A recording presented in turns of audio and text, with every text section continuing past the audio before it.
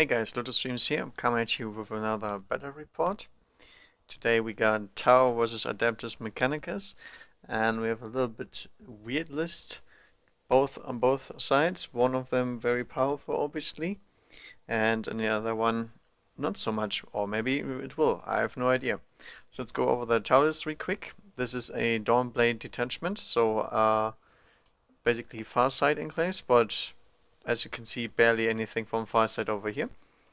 We have a Hunter cadre with a commander with two Makalite drones and a drone controller, and three stealth suits, no upgrades whatsoever, four Makalite drones, and three units of fire warriors with no upgrades whatsoever. So very straightforward.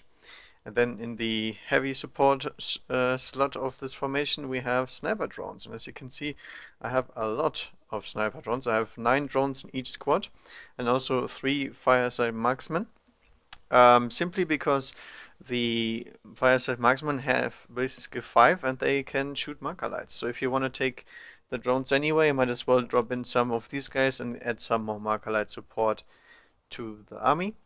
They also have a pulse pistol, which is never gonna be fired unless they're in big trouble.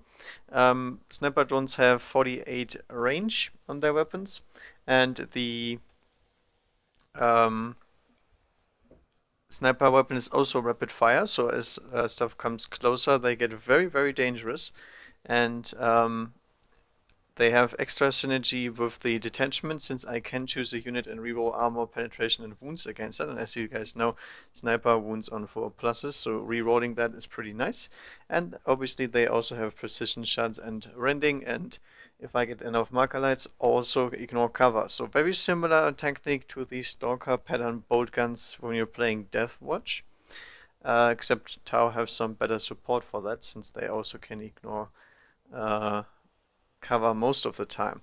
These things are all hitting on 2s because the Fireside Marksman has a drone controller and his basic skill is, as mentioned, 5, so very good synergy in the unit itself.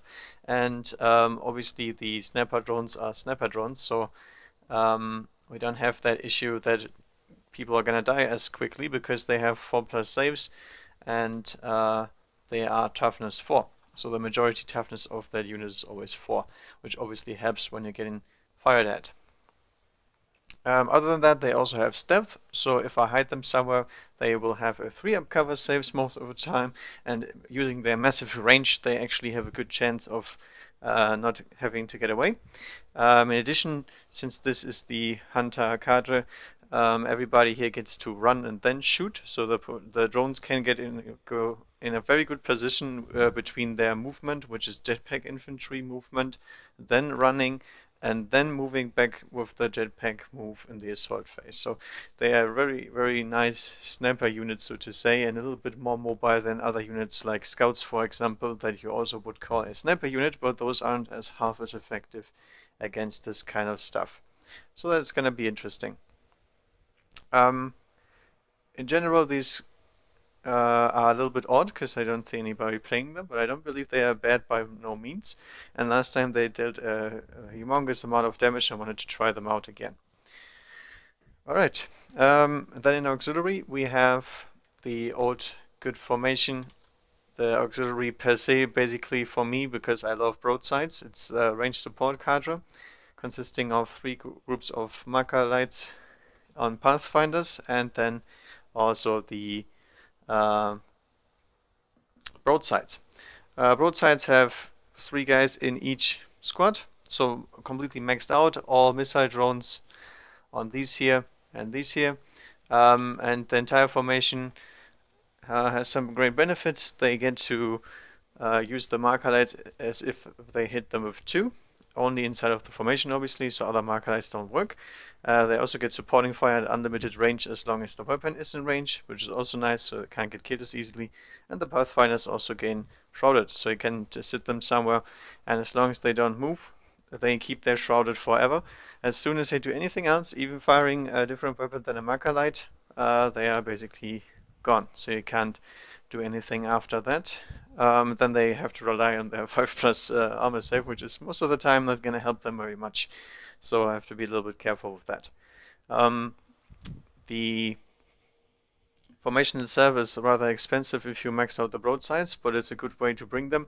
Doesn't make them relentless, but allows them to gain huge benefits with the marker lights, obviously, because we only need one marker light hit to be ballistic skill 5, and we only need one marker light hit to get ignore cover, which is obviously great if you're hunting vehicles, for example, since they have strength 7 on the high-yield missile ports and the missile drones as well. So that helps a lot. Also, don't forget the missile drones are only with skill 2, so getting some more marker lights is obviously always a good idea in this case. Alright, so let's see. The opposite here is AdMech. Very, very simple list. So let's go to the Skitari Park over here. We have to take basically a little bit oddball of units here. These are all Vanguard. We have 3 plasma calibers, 1 Vanguard Chief. These guys here are Rangers. 1 Chief, 2 guys with the Transuranic Arquebus, I think it is. Very, very high range sniper weapon, basically AP3. Also armor bane for some reason, so it might actually do something. But remember, sniper weapons are strength 4 against vehicles, so can work, but cannot work as well. And then I have a Sidonian Dragoon, a very fast unit. It's pretty good at hunting vehicles if he gets in close combat. And since he has Dune Strider, he moves 9 inches basically and always adds +3 to whatever he does. Means he's pretty fast on foot, and that's that. And we have an Onaga Dune Crawler with a neutron laser, so huge range, strength 10. So a pretty nasty template, just a small one, but it can hurt a lot since he's a very high ballistic skill, considering he is a Skitari. Then we have the Adeptus Mechanicus part of the army, led by Belisarius Call, because obviously I haven't tried him in this formation yet, and I wanted to just for the lull. And he is equipped with his usual stuff. You can't give him anything else. Obviously, he has a 3-shot melter, something something. He has some good melee capabilities. He's the Warlord, so he gets his Warlord trait, rerolling Pheno Paints, which he obviously has, 2+ save, and in general, a very tanky unit that is going to be attached to these battle servitors. The servitors all have graph weaponry, not the plasma guns you see, because it's the only type we have at the moment. And these here are a separate unit of 3, because you have to take 2 in a Adeptus Mechanicus battle configuration, which is this. Then we have infiltrators here with an infiltrator Princep. As always, he has the extra taser weapon. I don't know. Basically, you have to take initiative test or you remove from play when he wounds stuff, which is pretty funny. And then finally, the Rust Stalkers here with the claw sword combo, because otherwise they lose their Mind Scrambler grenades, and that means they're initiative 1 when they charge, which sucks, because why would you do that? So I'm usually not running them with 2 transonic blades, which otherwise would maybe make sense. They also have the mask of the, I don't know what's called. No, it doesn't matter. It basically gives them Zealot, which is nice. So they're fearless and they can reroll their fail to hit rolls in the first round of combat, which obviously helps because Rust Stalker is a very good melee unit. And then over here, these guys are proxied. They're just good models they rarely use because I don't play the robots very often, and I just proxy them in as Kopiskari Electro Priests. So nasty amount of shooting if they open fire. Especially nasty in combination with Belisarius Core, since he gives them ballistic skill +3 for 1 round, maybe. And in addition to that, obviously survivability also helps a lot. So we'll see how that pans out. We still keep the benefit here, so we can reuse one of the canticles of the Omnisire, which is really nice. I don't assume it's going to work for Call. I'm just going to treat it as if it's a separate unit and a separate set of canticles that do not get affected. But you could argue both ways. I have no idea how it's made. Maybe I should FAQ that because it's a little bit wonky with the rules. And then as the last part, we obviously have to take a Knight. I took the Knight Crusader as always. He has the Avenger Gatling Cannon with underslung heavy flamer, rapid fire battle cannon, strength 8, AP3, with underslung heavy stabber, carapace mounted melter gun, and the rockets. Now, why do you see so many upgrades on him, and why did I mention no upgrades or a bunch of upgrades over here that are very expensive? Essentially, the War Convocation has one huge benefit, which is everything here has Canticles of the Omnissiah, which is obviously great because Skitarii units do not have that usually. The Skitarii uses, however, the the normal stuff they always get, the +1 ballistic skill or weapon skill, whatever they like, the Doctrina Imperatives, they still keep them. So they have the combination of both of these, which means they can get 2+ rerolling shooting for a bunch of rounds, which is obviously pretty nasty, considering they are also pretty killy at range already. And in addition to this, Canticles of the Omnissiah obviously grant them also shrouded in all kinds of goodies that they usually do not have, and that helps a lot because Skitarii are pretty squishy. The other big benefit is everything here gains all upgrades for free, which is absolutely insane amount of points if you play it right. For example, the Knight has a bunch of upgrades here that cost points. All the group leaders you see here basically have all the upgrades they can get, so digital weapons and omni specs on each unit. And I'm not going to mention them all because it takes ages to present the army if I do that. But the everything has something at least that is considered an artifact, something like that. Sometimes it doesn't make much of a difference. But on the Knight, obviously, it does because it's a humongous amount of firepower. And also, all your gets hot weapons don't get hot, which is in this case just the Plasma Calibers, because I obviously went for the graph on my cannon front. But can help a lot if you want to run them with the Plasma Coverants at times. Or you can now ally in the Engine Seer, and then the Servitors also wouldn't get hot, which is also pretty nice. So you have a little bit of an option there. You also get to reroll the Warlord trait, which is obviously okay, but only if you use the one from Adeptus Mechanicus table. Alright, no Warlord trait here to be rerolled because we have Call, and we see how much he adds to the Convocation, because the War Convocation itself is pretty powerful, and he himself is pretty powerful. I want to see how that pans out. And since everything here has Canticles, they are all affected by him. So he can basically grant army-wide +3 ballistic skill because we have the right amount of units. He can grant 4+ invuln saves for everything, even when out in the open, which obviously helps a lot too. Because Red Stalkers know that stuff don't have very good armor saves, and they have to come close and personal. And then also It Will Not Die helps because we have multi-wound models on the Rust Stalkers, the Knight, Onaga. Basically, all the small sergeants have 2 wounds, and then everything else has even more. So It Will Not Die on 3d6 is absolutely massive amounts of survivability for later, which obviously helps because it gives the War Convocation more staying power than expected. Okay, so let's see how that pans out. Obviously, sniper drones are very good against this kind of stuff. Not so much against the Knight, so I'm no idea how they deal with that. I'm just gonna go for straight up kill points this game and see how that pans out. The only problem here is obviously the fact that they're probably gonna get outshot, but I have no idea how badly. So let's see.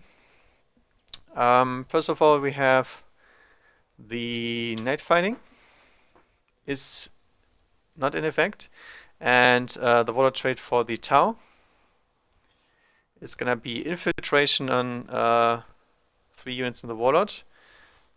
I mean, they have infiltrators as well. I can infiltrate these guys here to reposition them, basically, or reposition the Pathfinders too, just in case I want to make them survive a little bit longer, because obviously I need them. I mean, could work out, we'll see. Can't reroll that one anyway, since I have the commander as my warlord and he's not in a combined arms. Okay, um, then deployment is gonna be the short sides, so here and here. Um, this one looks a little bit better for the tower, although there's a lot of open space here that but they don't really like, so it's a little bit of an oddball here. So let's see who chooses sides. The tower will choose the side here. I'm thinking about taking this one still because we have some cover here and there. And this side here is more open, which is obviously not as good for me because I have to hide over here and here very, very far in the back. And even with 48 range, I have to get into range of something. And I think this one here is better for the tower. All right. 2 and 3. So Tau can also deploy first if they want to. I'd say they very much would like to do that before all the Doctrina imperatives and the canticles get activated, because that will give them a huge survivability boost if they want to. So I'd rather make sure that I shoot them first and all that stuff. So now we have to decide, what do we infiltrate? I'm thinking still these guys will infiltrate. Not the commander though. So these guys and the stealth suits, obviously, because they have it by default, will infiltrate and also can scout, because they are pathfinders if they like, but doesn't make much of a difference. I'm gonna join the Markalite drone squad with the commander, because we have big enough targets where that actually matters. And then we see where we deploy them. Probably around here in the middle, because we have some good range on the Markalite drones and they can just hop forward and peek out. Or I try to deploy over here, but in that case I'm a little bit more open to visual cues. So I'm gonna try to sit back here.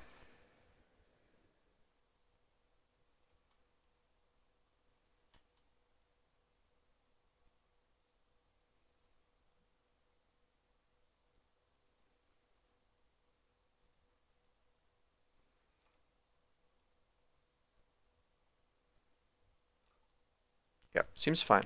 Okay. Next, probably the sniper drone squads. So let's see where we want those. I guess some on top of here, some in the ruins would be nice. And then I have some choices. I can sit on this one because it is gonna grant me 4+ saves. Because I declare this as a ruin basically, so this side doesn't have way more ruins than these. So everything that you see here is a 4+, unless it's the stuff around basically. So pretty easy to remember. So let's put them down here.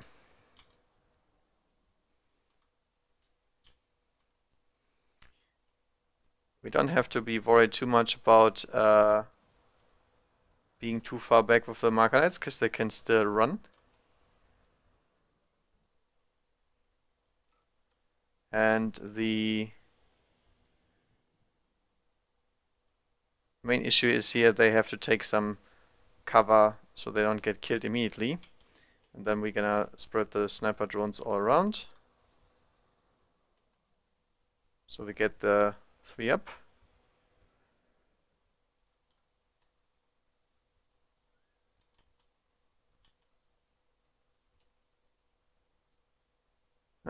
Can't really get them to stick on the side. Okay, let's just put them down. I'm gonna do it differently. I'm just gonna put them down next to it. I know they are up on the ruin, so they will get their normal saves, just in case they're getting shot at.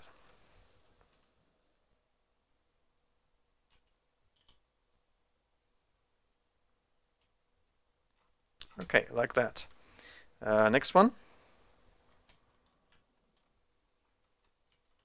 On top of here, because we have some decent range and should be fine with shooting over there.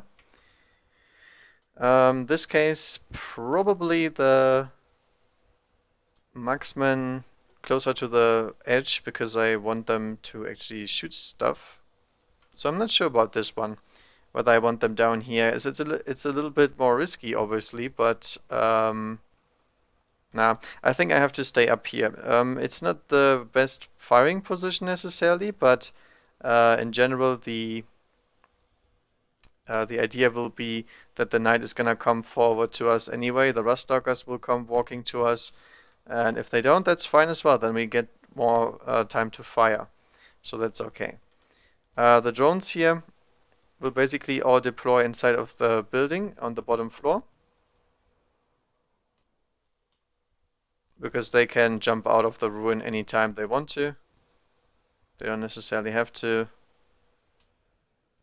stay on top. And we can also deploy some of them inside of the building here. Same idea. So you can just imagine they're a tad bit behind the wall instead. That's all. Yeah, they should have enough line of sight from down here to most targets that they want to see. Okay, so last squad of sniper drones will deploy on top of here, I guess, because over there's no cover whatsoever. That is not healthy for any drone. And on top of here we at least get some cover to some extent.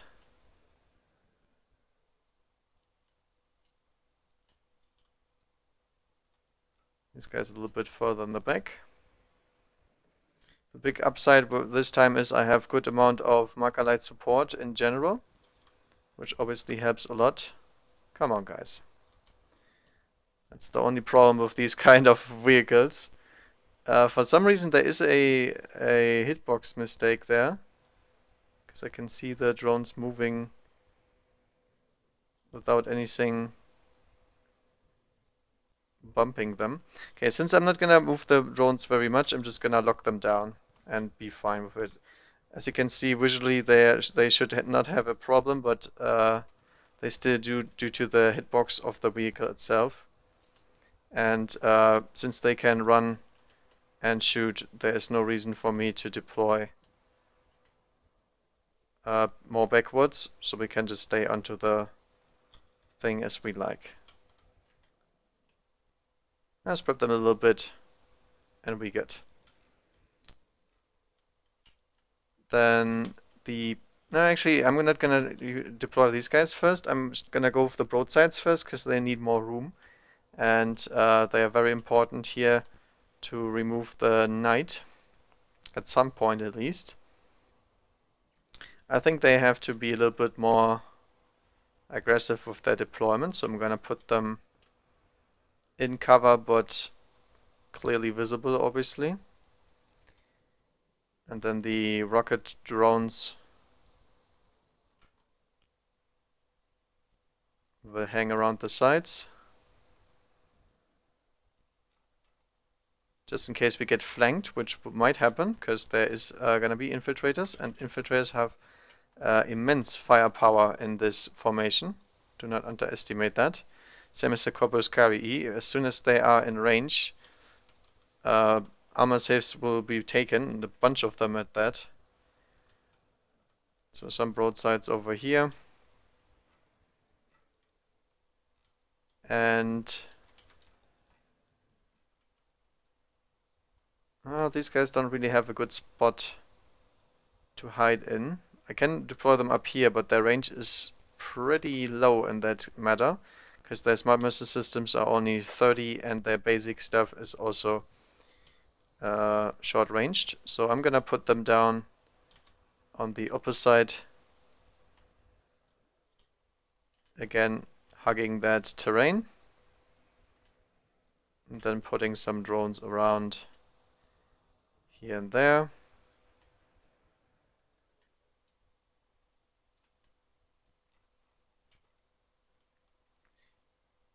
And now we can put down the goons.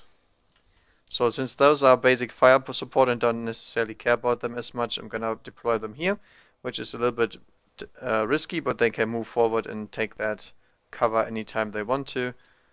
These guys here will go on the long flank.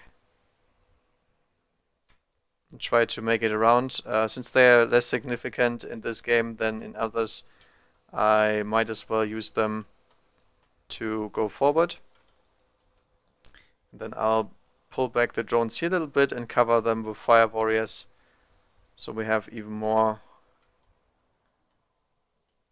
of a 5+ cover save against most shooting.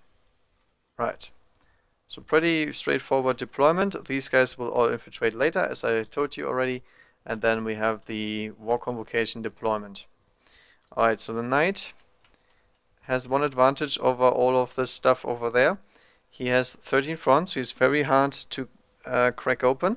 And he does have an invuln save, so he does not need cover saves necessarily. And he has huge range on the cannon, because he has 36 on the Avenger, which is already a pretty good deal. And the rapid fire battle cannon has 72 range and 2 shots, so he has a lot of range to work with. And his Storm Spear is obviously also 48, like all rocket launchers. So I don't necessarily have to walk him up. I can just try to stay back and fire. Obviously, I'm gonna give them some more cover saves in that case, but I think I'm fine with that. Over there is a little bit too far back, though. I'm gonna deploy him probably over on this side. He's gonna be in broadside range, but that can't be helped anyway. And I'm gonna turn this way, so I get some ruin saves here no matter where.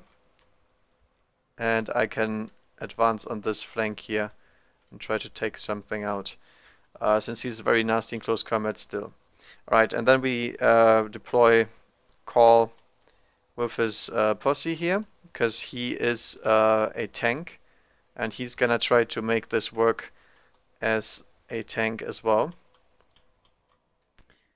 So I'm gonna deploy him right here, and then these guys will hide behind him.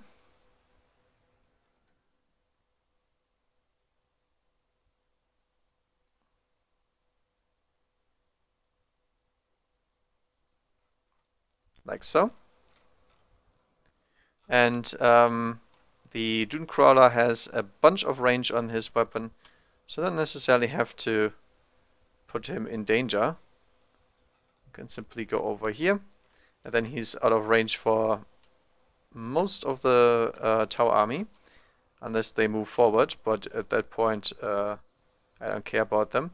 And he has good target choices here, no problem. He's also rocking, I think, 48, so he's fine wherever he is. The Sidonian Dragoon is a little bit of an oddball. I don't know exactly what I wanted to do with him, but I mean, in theory, we could scout him forward and try to make use of his mobility and try to harass some Tau units because they don't want to shoot at him. So I'm gonna keep him on the same flank as the Knight, because obviously he's gonna draw the big Daka. So this guy here can advance unharmed, and he does not require as much cover because he has a 5+ cover save always. And with Shroud Sorg together, he's not gonna die anytime soon to normal fire. So I'm gonna keep him as a distraction practically. The infiltrators will probably infiltrate. I know, crazy, right? Rust Stalkers are a little bit different though.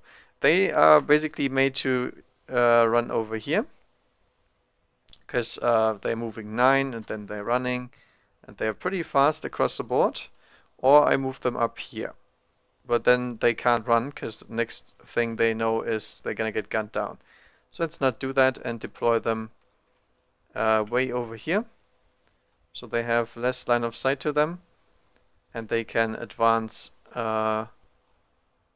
across this side without getting shot to pieces by some broadsides, because that's what they don't like. Yeah, seems fine. And the Corpuscarii will try to get into a shooting position. So if they're here, they're 14 inches away. It's kind of hard to get the close. If they don't come close, they are useless. So I'm gonna put them right here, so they can advance at least a little bit further. Yeah, that's fine. And then these guys here have 30 range on their main weapons, so they don't have to come too much forward anyway. And also their weapons have AP3, which is pretty nice against drones and the like, so they can't spam as many saves. So I'm gonna put them down here for now.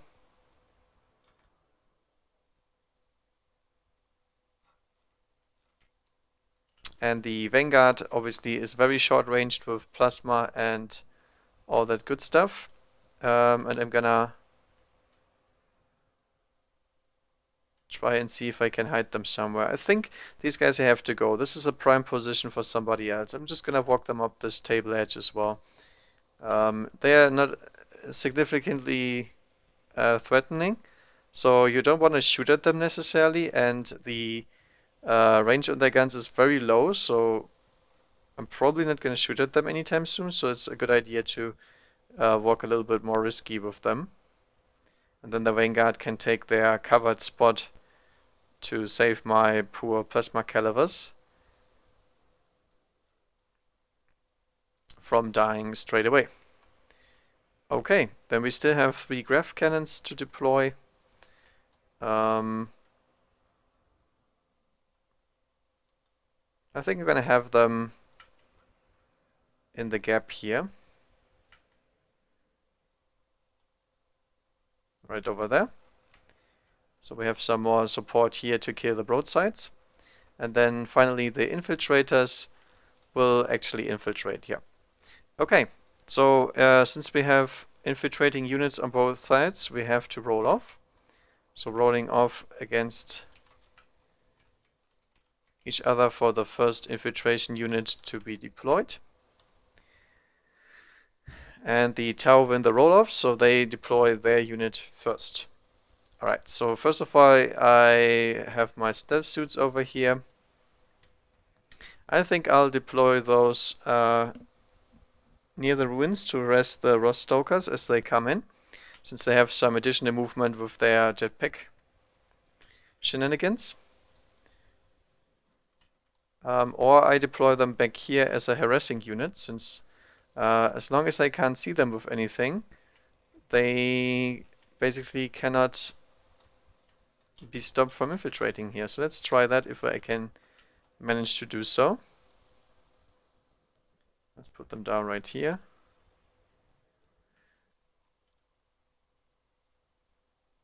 As you can see, the ass of the drone crawler can still see them.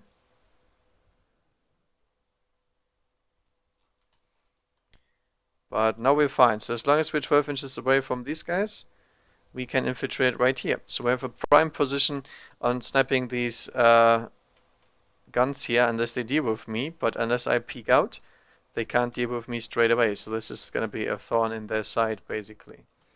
Alright, so next the infiltrators will do their thing. Since Tau have the first turn, I don't necessarily want them right up front there, so I'm gonna deploy them 18 inches in next to the ruins here. So they can go ahead and move up with the Ruststalkers.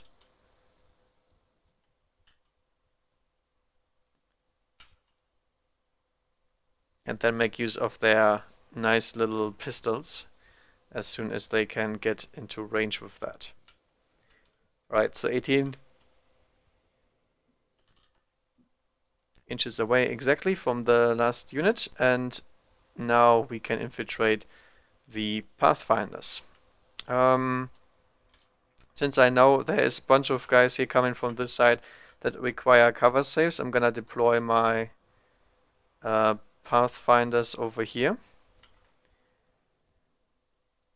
so we can shut them down immediately. and we have good line of sight of them. Then the next unit is gonna be hiding behind the broadsides, granting them a 3+ cover save even when out in the open, so it's pretty nice. And then the last unit is gonna do the same right over here. Obviously, those are prime targets for the knight, but apart from the knight, there's not really that much blasting going on. And I mean, if we blob up everywhere, he can only shoot so much. So we have some deer here to cover as much as we can and hopefully do our job at some point. All right. I guess that is deployment. So seizing the initiative on a 6+. No seizing the initiative, so we can remove everything, and then it's gonna be turn 1 Tau. And they're gonna make this count, because this is some scary shooting on both sides, and since they have first turn, that is a big advantage of getting stuff done. Now the infiltrators are pretty close here, so I have to see if I actually want to come close to them. The big upside obviously is they have Dune Strider, so they're very, very fast. And I don't necessarily want them to gun these guys down, but since they can't see them if I put them right next to the ruin, I think I'm gonna be fine. So I put these fire warriors around here to ambush them and gun them down as soon as they come out. And then my drones will probably take a little peek at what's going on here. So all the drones gonna be in range. We're gonna hop them forward towards here. Don't have to show you that because they will hop into position back again. These guys have also line of sight with 1-inch movement anyway, so they don't have to move as far. And the fireside marksmen all have line of sight, but that guy is out of range. These guys will obviously stay where they are. The drones will also stay where they are because actually I'm gonna jump these guys forward a little bit, so we add +6 to their range basically, so we can get into rapid firing range on call. So all sniper drones, all sniper drones are within 30, so they can get rapid firing against call if they just hop forward. I'm not gonna do it because I have to unlock them and every time move them, but you know what they're trying to do. Essentially, they're just moving forward. That's fine. Okay, so double ones for the movement. Do we even want to move the broadsides then? Nah. I mean, I would like to move them, but in this case I'm gonna stand still. It's just not enough movement to warrant moving. These guys here will obviously stand still because they have all their firepower that they can bring to bear this turn.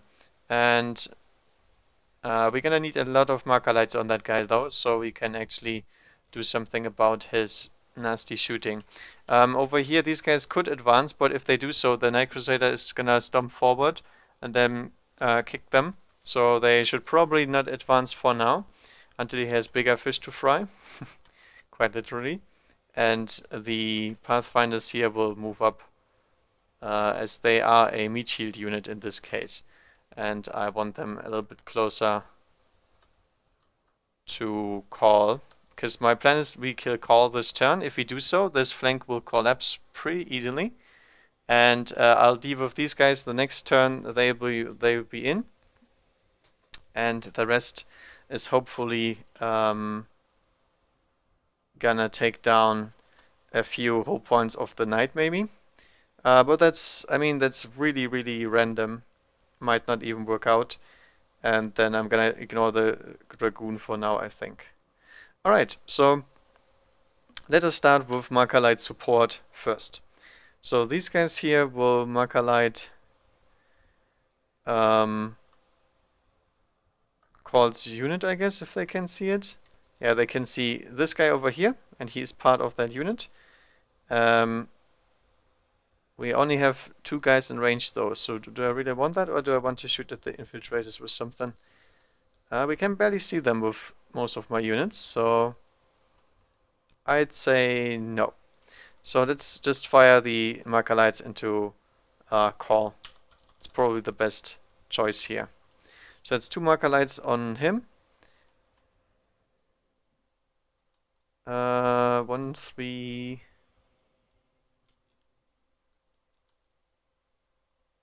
There should be an additional Pathfinder unit, shouldn't there? I don't actually remember where I put the last Pathfinder. Oh yeah, marker light drones. Right. Completely forgot about my marker light drones. So hang on a second. So let's see if they can actually get in range. If they hop over here, they can. So we're gonna move the marker light drones. I was wondering where my fast attack went, but now we know. So these guys here will jump as far as they can. There we go. Alright, so marker light drones are here.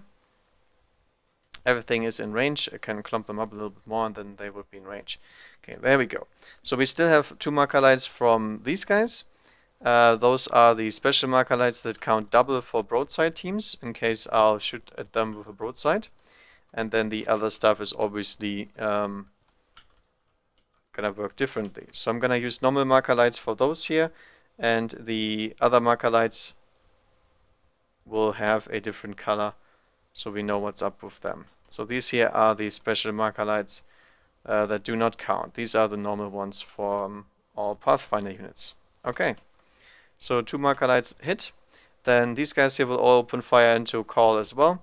We have 2 drones and then 4 drones in the squad hitting on 2s because of the drone controller. So we have 5 more marker lights.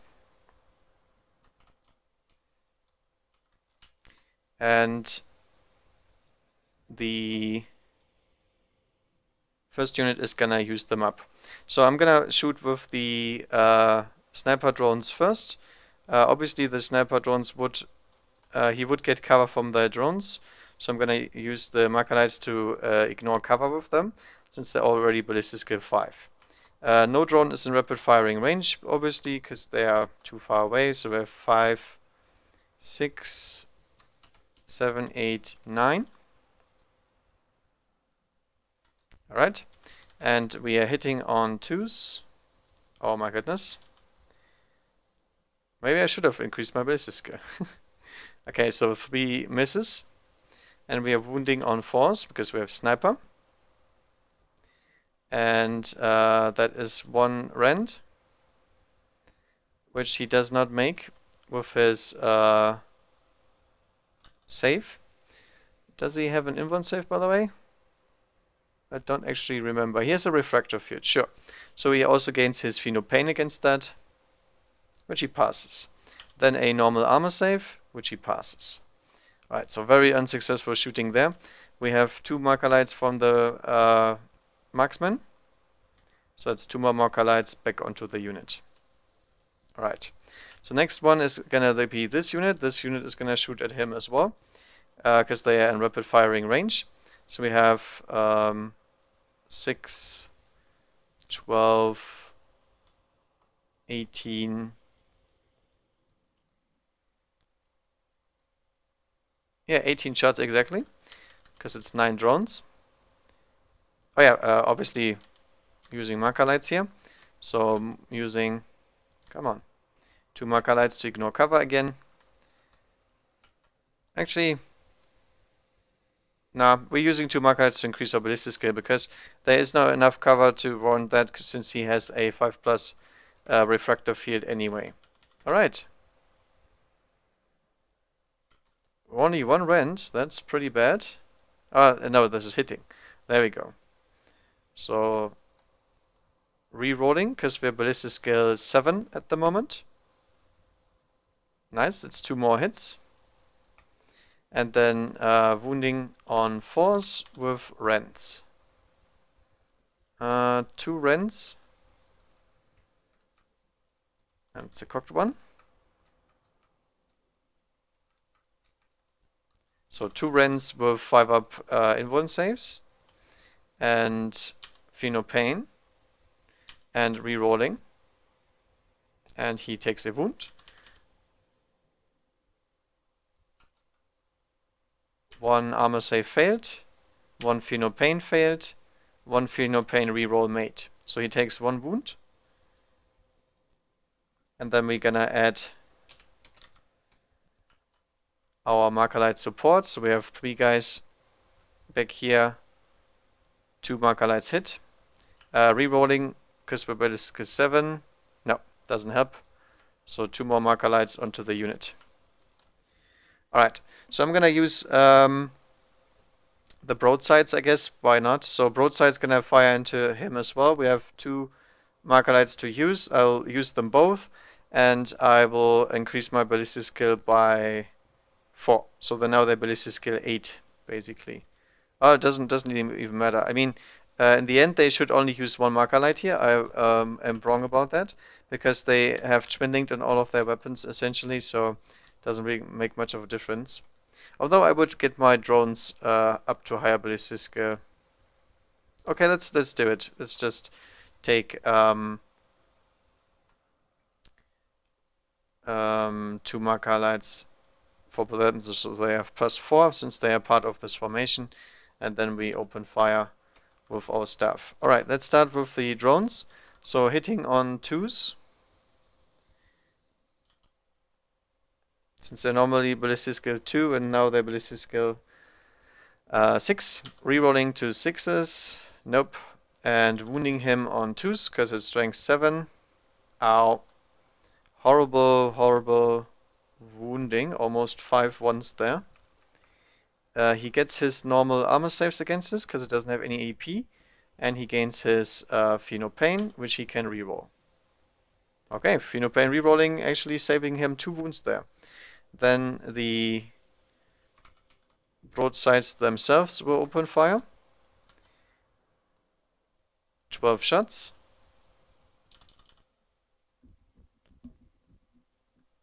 Hitting on 2s and thankfully rerolling 1s. Still 1 miss.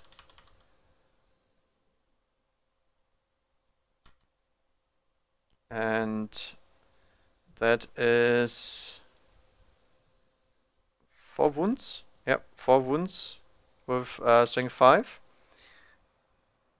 And he makes all his saves. So still no damage to speak of. Then we have the high yield missile pods hitting on 2s. Rerolling. And wounding on 2s. Okay, that's better. Alright, let's see some failed armor saves here. Yep, that's 3 armor saves failed on his 2-up. And he has Pain. And he rerolls those Pain rolls. And he loses 2 wounds, okay? So he's down to 2 wounds. Which is really nice. Because as soon as he starts losing more wounds, he has to look out to these guys. And then I get to the fleshy parts, basically. Which is nice, because 4 saves won't help them much there. Okay, this unit over here will also open fire. Yep, everything is in range. So we'll start with the smart missile systems, because makes the most sense. They're shortest range. Just in case. Oh, yeah, we're obviously using Markerlights here. 1, 2, 3, 4. Yeah, let's use 4 Markerlights to increase the ballistic skill. Rerolling. Okay, it's fine. And then... Oh, only 5 wounds so far. Okay, 5 wounds with the smart missiles. I'm gonna tank one more time with Call. Oh, that might have been a mistake. Pain. Okay, he's fine. I was gonna say, if he dies now... Yeah, he's on 1 wound. Okay, so now he has to look out for all of this, because after that he's gonna get shot to pieces, which he doesn't want. And I totally forgot to ignore cover with these guys. That was terrible. I should have ignored cover this turn, just because he failed them. But on the other hand, it wasn't as likely as I mention it now. We get. Don't think we have to declare more Markerlights, do we? I don't think I can declare Markerlights afterwards, but doesn't matter, we only have 1 left, so I cannot ignore cover anyway. Okay, so high yield missile pods. Oh, solid hit. Wounding him on 2s because it's strength 7. Alright, and he's gonna look out to all of this because he doesn't want to die. And he makes every single one of them. And since they have 4+ armor saves, they can only take their cover here. So that is 1, 2, 3, and 1. So 1, 2, 3, and 1 wound on him. Ouch. That's exactly what broadsides do. They mass the wounds on the target, and then it's probably dead. Okay. There was a bunch of my firepower though already, so we have to be a little bit careful. These guys here will also open fire into a call because we can bleed more models of him. They're gonna use one marker light too, so they're all hitting on 3s.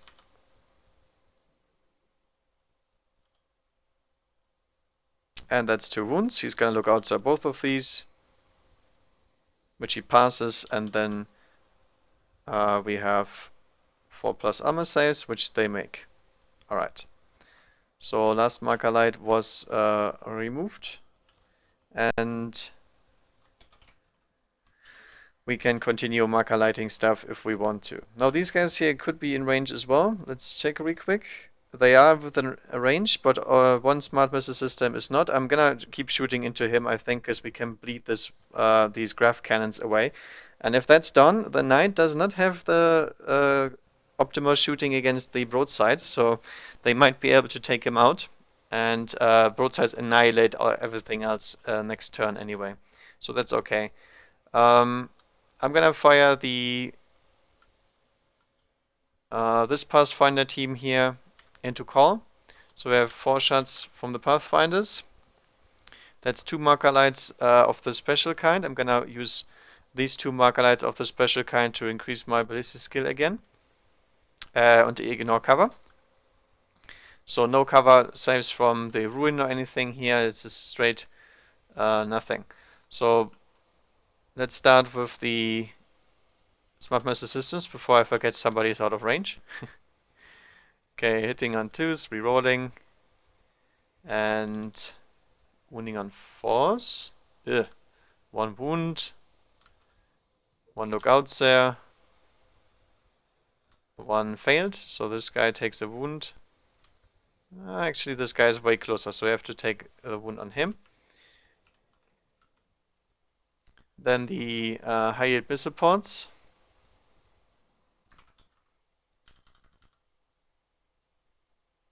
Rerolling once. Didn't help. Wounding on 2s. Okay. 1, 2, 3, 4, 1, 2, 3, 4. This one is a wound as well. And then Call is gonna try to look out so these. All of them. And he fails 2, but that doesn't matter because these things ignore cover at the moment. So we have 1, 2, 3, 4. 1, 2, 3, 4. Boom, boom, boom. And the rest he has to tank with his pretty face. So let's see if he makes those. 2+ saves. Uh-oh. Feel no pain. Come on, Call. Don't die. He's dead. Alright. Call has fallen to the might of the broadside. And that is Warlord kill first turn. And in addition to that, the entire unit got wiped. And they're missing their canticles now. Because he can't call these canticles in when he's dead, obviously. So that is pretty harmful. The remaining stuff is now gonna focus fire the second threats. So we have a sniper drone team over here, and I guess they will fire into the graph guys still because they are pretty nasty if they shoot me, or into the Vanguard because the Vanguard can mass a bunch of wounds on me, which I don't like.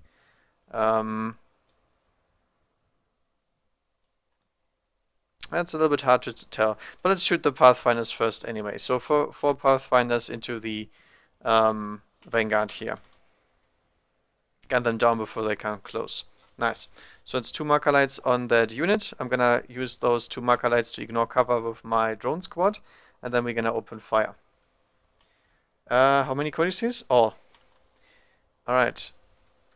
We have 9. Hitting on 2s. Yeah, naturally missing. And wounding on 4s. Nice. So we have 2 rends here and a wound. So we have 2 rends means only Pheno pain. Nope, 2 dead. And a armor save and a Pheno pain. No. So it's 3 guys dead. From here to here. So 1, 2, 3. And I mean, I have marker lights still. Do I want to shoot them? Yeah, why not? Let's shoot the 3 marker lights with the fireside marksman. That's 3 marker lights back onto the unit. That's what I really like about the sniper drone unit. They provide a little bit of support themselves. Okay, these guys here will open fire into them as well, I guess. These here, and that unit is barely in range, so these guys here will actually make use of the special rules of their codex and run. 1 inch. Whoa. And then they will open fire. Yep, they are in range just barely, but 1, 2, 3, 4, 5. Exactly. Nice. Okay, so that's perfection right there. Increasing the ballistic skill to 5. Hitting on 2s. Wounding on 2s. 4 wounds. With 4 up saves. And Pheno pain. Nice. That's gonna take out 1 plasma caliber because he's the closest. Then 1 more marker light used from these guys here. They will run before they shoot. 3 inches. Yeah, I'm gonna run them up this way. Actually, if I go straight forward this way, can I get into rapid fire? I can. But I do come closer to the knight, so that's not good. Nope, nope, nope, nope, nope.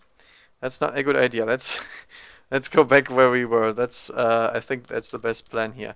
So hitting on 3s. 2, 3 ones. 4 ones. Wounding on 2s and armor, Pheno pain, 1 more dead. Bam. Vanguard getting pummeled here. Alright.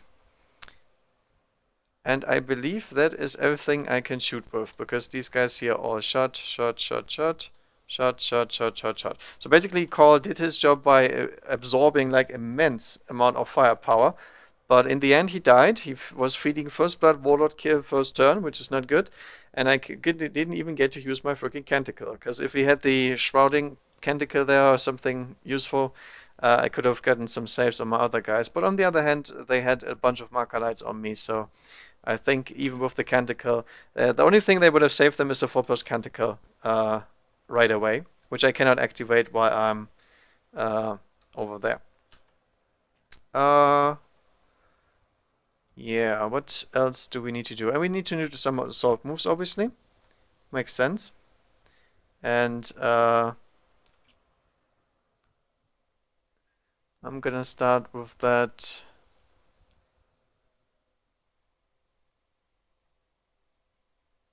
Wait a second. Okay, so the canticle can be used as I want. I don't have to have him alive. So canticles still work, but not his own canticles. Alright, so assault moves for these drones here. There we go, they're back in position where they were. And these drones here also, and I guess these guys don't have to go. No, I'm gonna move the drones on the broadsides as well. 4 inches. Just a tad, because I don't want to lose them, because they can hurt the knight. And in addition to that, they don't necessarily want to tank this time, because he has an AP3 weapon, and that does not ignore the armor save of a broadside, so we have a good chance of actually surviving this. Then the Markalite drones back there. Only 5 inches, but I don't think they are in big danger here, anything. Zit. Back here, yeah, they're totally fine. So these guys will stick a little bit closer, and the swarm is back in cover. These guys are all back in cover, Gucci. And then we have to roll a bunch of dice. 1, 2, 3, 4, 5, 6, 7, 8, 9. Because while doing this is all cool and fun and everything, we still have to take our tests.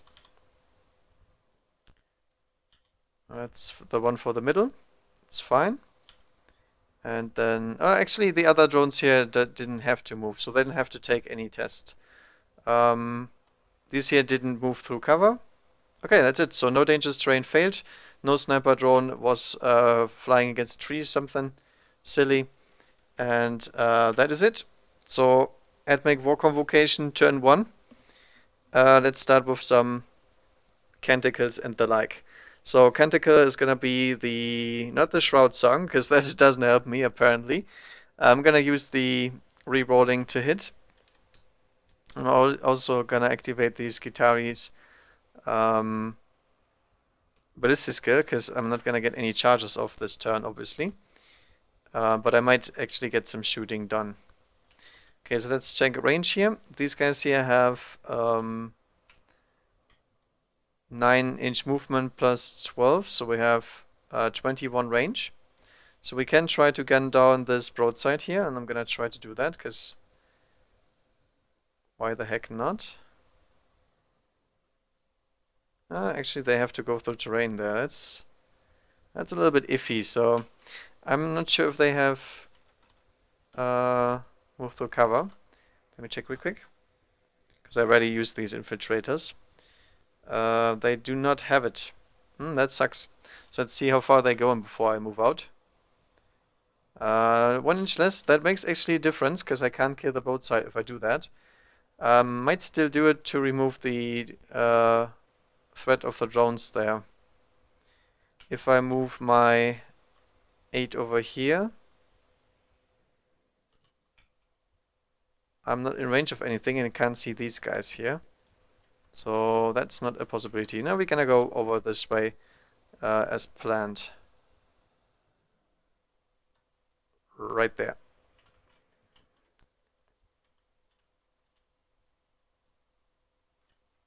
There's no chance. We have to advance anyway. It doesn't matter if I get shot at or not.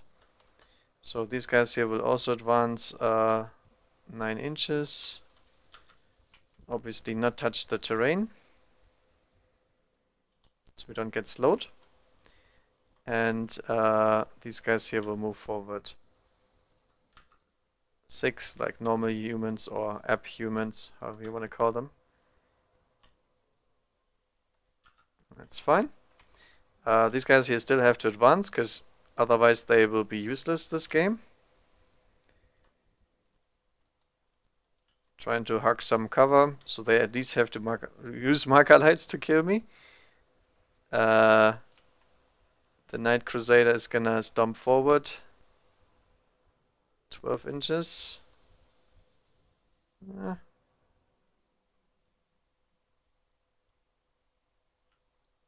Over there.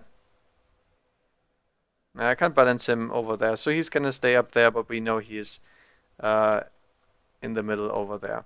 Come on, Knight. You have 2 feet, you can stand on your own. There we go. This one here, the Dragoon probably has moved through cover. Well, it should actually, because it is pretty fast moving and everything. But it might not. Nope, it just has Crusader, Dune Strider. But Dune Strider doesn't really help us here, so here it has actually to move through difficult terrain instead. That sucks. So let's see how far it goes.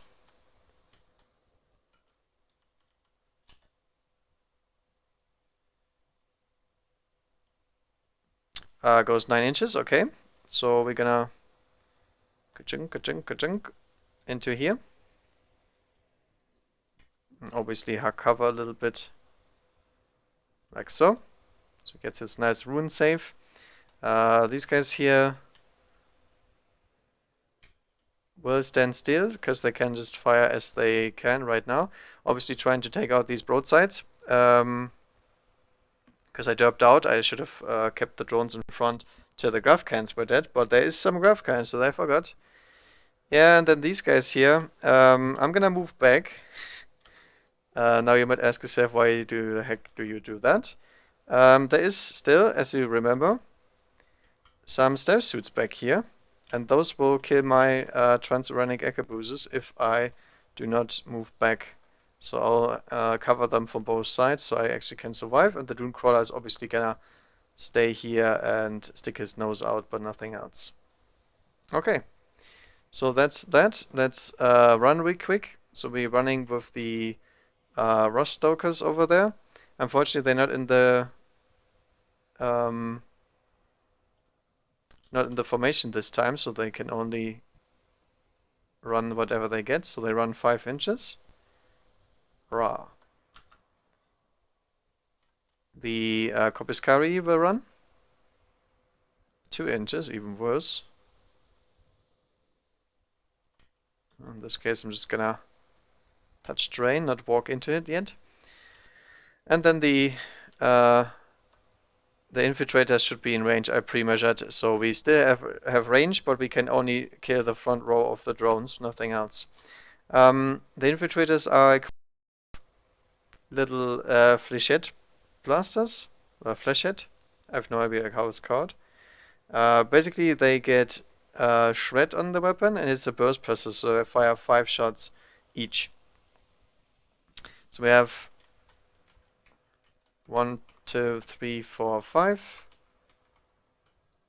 10. There we go. As you can see, it's quite a good gun. And we hit on 2s.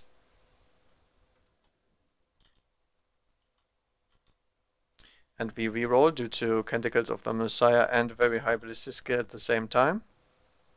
And that's all hits. It is only strength 2. So wounding on 6s here. Wow.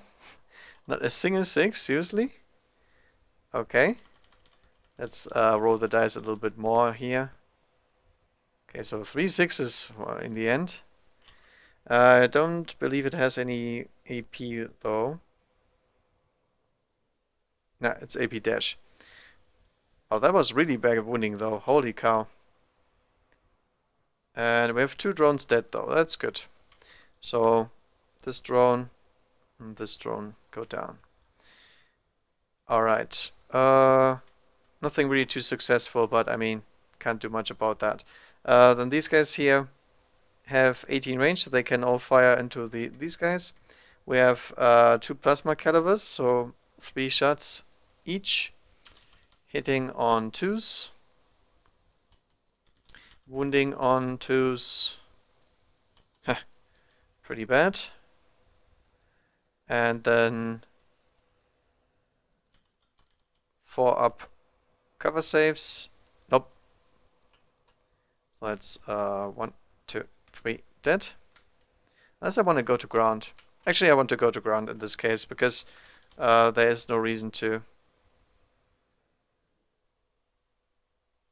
Yes. Oh yeah, wait a second. By the way, these guys have a Omnispec, so they reduce cover saves by 1. But since I went to ground, I have 4 up cover saves, so we bring back 1 of them. 1, 2, 3, 4. There we go. And then we have 1, 2, 3 normal guys. 3 shots each, hitting on 2s, wounding on 4s, with 2 wounds for each 6. And that's it. this regardless of going to ground or not, because that's 5 ones. Easy peasy. That's the Vanguards right there. They have always good firepower no matter what. I mean, obviously they have a bunch of plasma calibers and everything, but still very good shooting option. Huh. Let me see. Rat poisoning. Yeah, okay. So we good here, and I guess the next is the graph. So we have a phosphor serpenta on this guy, but that's not in range. So we're gonna start with the graph shooting next. 3, 4, 5, 6. Unfortunately, only hitting on force right now because we don't have any canticle that helps off with that. So we have 1, 2, 3, 6 hits for now, and we reroll everything. That's better. Then that is 2s to wound, I assume. Let's see. 1, 2, 3, 4, 5, 6. Nope. Very good, by the way. The majority armor save in that unit is 4, so they get to wound on 4s and not on 2s, which is a big upside of taking drones. Alright, so let's see it. That looks like a bunch of wounds still, but I'd say pretty average. Yeah, it looks like pretty average to me. So we have 1, 2, 3, 4, 5, 6. Do we have clear line of sight? No, there is tank traps in the way. So we're gonna get cover saves here. Ah, my bad. I was thinking about going to ground because reasoning is we have so much marker light support that even if I go to ground and I have to snap fire, I can increase that ballistic skill with my marker lights to activate. So let's assume they went to ground because I should have gone to ground for sure. Yeah, because I only get my I would only get the 5 up saves because I declared that beforehand. So these two go through and that guy is dead. And then we give him the go to ground thing. Now usually, obviously you would not like to go to ground in this case, but it makes sense to do so since the broadside unit has so much marker light support. I'm not used to having so much. That's a big plus of the sniper drones, by the way. Oh yeah, the other thing I have to do is I have to declare right now what I'm gonna shoot next turn where I need to reroll my wounds. So I will declare to reroll my wounds and my armor penetration rolls against the knight, obviously, just in case you need to know, because obviously that is usually hidden, but yeah, that's okay. Alright, so the question is, what does the knight want to fire at? Because he has this rapid fire battle cannon. That is obviously good against 3+ armor saves, but there is really nothing with a 3+ armor save. There's only guys here in cover. I mean, in theory, you could fire at these guys because he can instant kill them, but they already went to ground, so they're not as useful. I'm gonna fire into them here instead, I think. That's the better option. So let's target right there. Since we can reroll hits this turn, we have a good chance of actually hitting this blob there. So first shot. That's a direct hit. So we have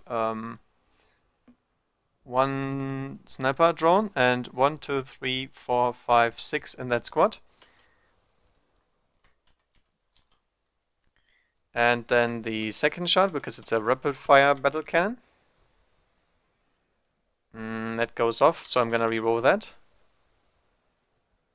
Oh, I knocked it aside and it goes off 5 inches to the top over here. So still hit 2 drones and then 2 in the other squad. So we have 2 here, 2 there. Alright, so 1 wound against the sniper drone, wounds, cover save. 2 hits against the broadside unit, 2 wounds, 2 saves, and 8 hits against the broadside unit. That is 7 wounds. The drones will all get saves here, I guess.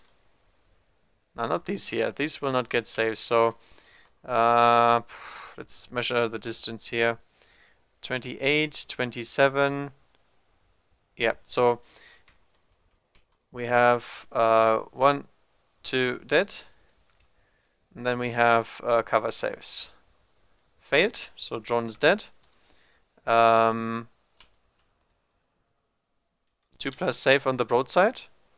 It's fine. Fine. Fine. Fine. Yeah, that's exactly what I'm saying. These guys are not naturally something he wants to shoot at. Meltagun is not in range, but the heavy stubber is, so I'm gonna shoot that into the fire warriors. No hits. Rerolling all hits though. 2 hits, wounding on 3s. And that's 1 dead. Flamer is not in range, and so we have the Avenger and the Storm Spear. The Avenger does have rending, so it could actually hurt the broadsides there. Has 12 shots too, so it's actually a pretty good chance. I'm gonna shoot the Storm Spear rocket pod though. I'm gonna fire that one into the broadsides here, because I can instant kill them in case I hit. Rerolling everything. And wounding on 2s with 2+ armor, 2+ armor, 2+ armor. Hey, there we go. Blats. 1 is down, and then the Avenger Gatling into this unit here. So Avenger Gatling has 12 shots total, so we have 6, 12 right here, hitting on 3s, and rerolling for canticles. And wounding on 2s with rending. Okay, so 2 rending hits first. Let's take those cover saves here. So for up cover, that is 1 wound off him. And then we have 2+, 2+. Actually, this guy here is the closest next, so we can roll through the time with 2+ saves, just to speed things up. So he's dead. So we roll 2 at a time. He is on 1 wound. He's fine. Alright, so that one is dead. That one takes a wound to the face. The knight has spoken. That's exactly why he is so expensive. But he did not get to speak before the broadsides get to speak, and you can also see why they are so expensive, because of this gigantic hole here in the middle that is about 600 points worth, I'd say. Makes sense. Okay, this one here is gonna run 4 inches, so 7 inches with Dune Strider to here. Skitter, skitter, skitter. He doesn't necessarily need the cover because he has he's obscured for 5+ always. And the last thing they can fire are the Rangers. Rangers are out of range with their normal weapons, but they can fire the galvanic, not the galvanic, the transuranic arquebuses. So hitting on 2s and wounding on 4s. Nothing. Alright, so nothing from them. And that, I think, is the shooting, except the Onaga Dune Crawler. So the Onaga Dune Crawler is gonna fire his little blast here. He's currently ballistic skill 7, so he's most likely gonna get a direct hit here. And he is gonna target what? These guys here. Right there. Should get 3 of them if we target here, so even if we scale a little bit, we will still hit. Yep, that's a direct hit. So 3 hit on the unit. Winning on 2s because it's strength 10. And a cover save. Oh, nice, it kills something, but I think the drone is closer. Yep, the drone is closer, so it's just a rocket drone instead. Okay. The Conquistador is not in range because it's too far, and I believe that is the Admech's turn. So Admech turn 1 dealt a good amount of damage. Let's see the leadership tests here. 1, 2, 3, 4. So these guys didn't lose enough. These guys have 1, 2, 3, 4, 5. So they certainly lost enough for this round for a leadership test. So testing, not making it, so running away. 11 inches, wow. They are really not liking this. Not off the board, but still pretty far. And then the unit that went to ground also doesn't like it, I think. Don't think they're leadership 9. Let's check. Broadside team is leadership 8, exactly. Alright, so they move back, which is not a bad thing because they were pinned anyway. So that doesn't bother them as much as it does other teams. And we move backwards over here, I guess. Right there. And then these will move straight over here. Alright, so these guys are falling back. But that is pretty easy to regroup. But if this guy runs further back, he is probably off the board. So that's exactly what the knight wanted, because he's minimizing the threats that can actually kill him. This guy needs to follow. And all the sniper drones will not hurt him at all if these guys run off the board. However, the rest of the Admech army is pretty decimated already, so I'm not sure how much they can tank next turn. Okay, that is it for shooting. These guys don't have to take a test. These guys didn't lose enough. We good. Okay, so town turn 2. Tower turn 2 starts with regrouping. Let's regroup the broadside. He is fine. So he consolidates 3 inches. He doesn't actually want to come too close to him since he can only hurt him so much. So let's actually run the same way that we were running away earlier. 3 inches this way. As long as the last drone is within range, of course. Yeah, they're all within range still. So they're still snap firing this turn. And these guys will regroup as well. Are not within range, so the drones will move forward a little bit. Just a tad. Get the hurt one in the back. Like so. And over here he will obviously swap with some drones. There we go. Should be fine. Okay, that's it. These guys here will move forward. Because today we're gonna wanna kill that knight. These guys here will also peek out. Because now they know what's coming up here and they can gun them down before they come close. These guys will obviously stand still. Because they all have line of sight to the knight. And might have range as well. Yep, everything has range from the broadside side. So we can move the drones up in case they don't have range. And we're good. The sniper drones will all move, blah blah blah, as usual. In this case, I obviously want to jump out here, though. Yeah, we can get line of sight with everything onto the stalker, so you don't have to roll for that, because we can move 6, and then we are in position, that's fine. These guys will stand still, because they have targets, stand still.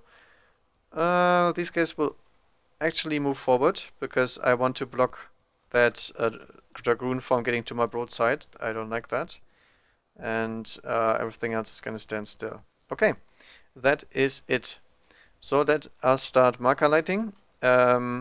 We start with the Pathfinder squad right here, straight up into the knight. So that's 3 special marker lights on him, which is good because I need all the Machalites I can get this turn, since I'm snap firing with a bunch of units, and I can completely ignore that with them. These guys are in range with one of them, so they will just fire down to the infiltrators instead, which makes sense. Oh, and they get 0 hits exactly. And then this squad here is gonna fire into the Rust Stalkers with 1 hit. Okay, that's not good. No bueno. So still enough in case the broadsides want to deal with them, but other than that, not so much. Then the Machalites from the commander and the drones into the knight. These guys are hitting on 2s. Nice. That is solid 6 Machalites into his face. And I think we Gucci with that. Obviously the iron shields were gonna be in the front, because everything that shoots at him will be in his front arc, no matter what. Like so. And let's open fire with the broadside teams. So this team here is gonna fire first, and it's gonna use 2 Machalites to increase their, actually 3 Machalites to increase their ability skill. So we're gonna fire the broadsides first with the missile pods. High yield missile pods hitting on 2s. Nice. And he's 13 in the front. We only have strength 7, so we can only glance him on 6s. However, we get to re-roll this because we are the right guys for the job, and this is our declared target for this turn. So only 1 6 so far. Come on, guys. Don't fail me now. Oh, that's good. 2 more 6s, so 3 6s against the knight's front. He has his iron shields, and he makes 2 of them, so he takes 1 wound to the face, or 1 whole point. Just a glance though. Okay, next up is this unit here, increasing their ballistic skill by 1, 2, 3, 4. So their ballistic skill 5 with the broadsides again, even if though they would be snap firing at the moment. And same for the drones. So I can do 2 of these, and then... Oh yeah, I forgot my drones, by the way. Whoops. 1, 2, 3. 3 drones here. Sorry, I nearly forgot about that. Whoops. Feels bad, man. Glancing on 6s again. Nice. That is 1. That one is not on the ground. Okay. And... Rerolling. Nice, that's 2 more. Iron Shield, 4 plus. Nice, that's another one off him. So down to 4. And then we switch back to the next unit using the Machalites I just mentioned, and we're gonna roll the units separately because they have twin-linked pods and the drones do not. So hitting on 2s and glancing on 6s. 1 more. Re-rolling. Ah, that was a very bad roll. Damn it. So only 1 single glance. Let's make it count. Iron Shield says yes. Okay, so down to 3. Then we count remaining drones. We have 1, 2, 3 drones remaining. So 6 shots from them.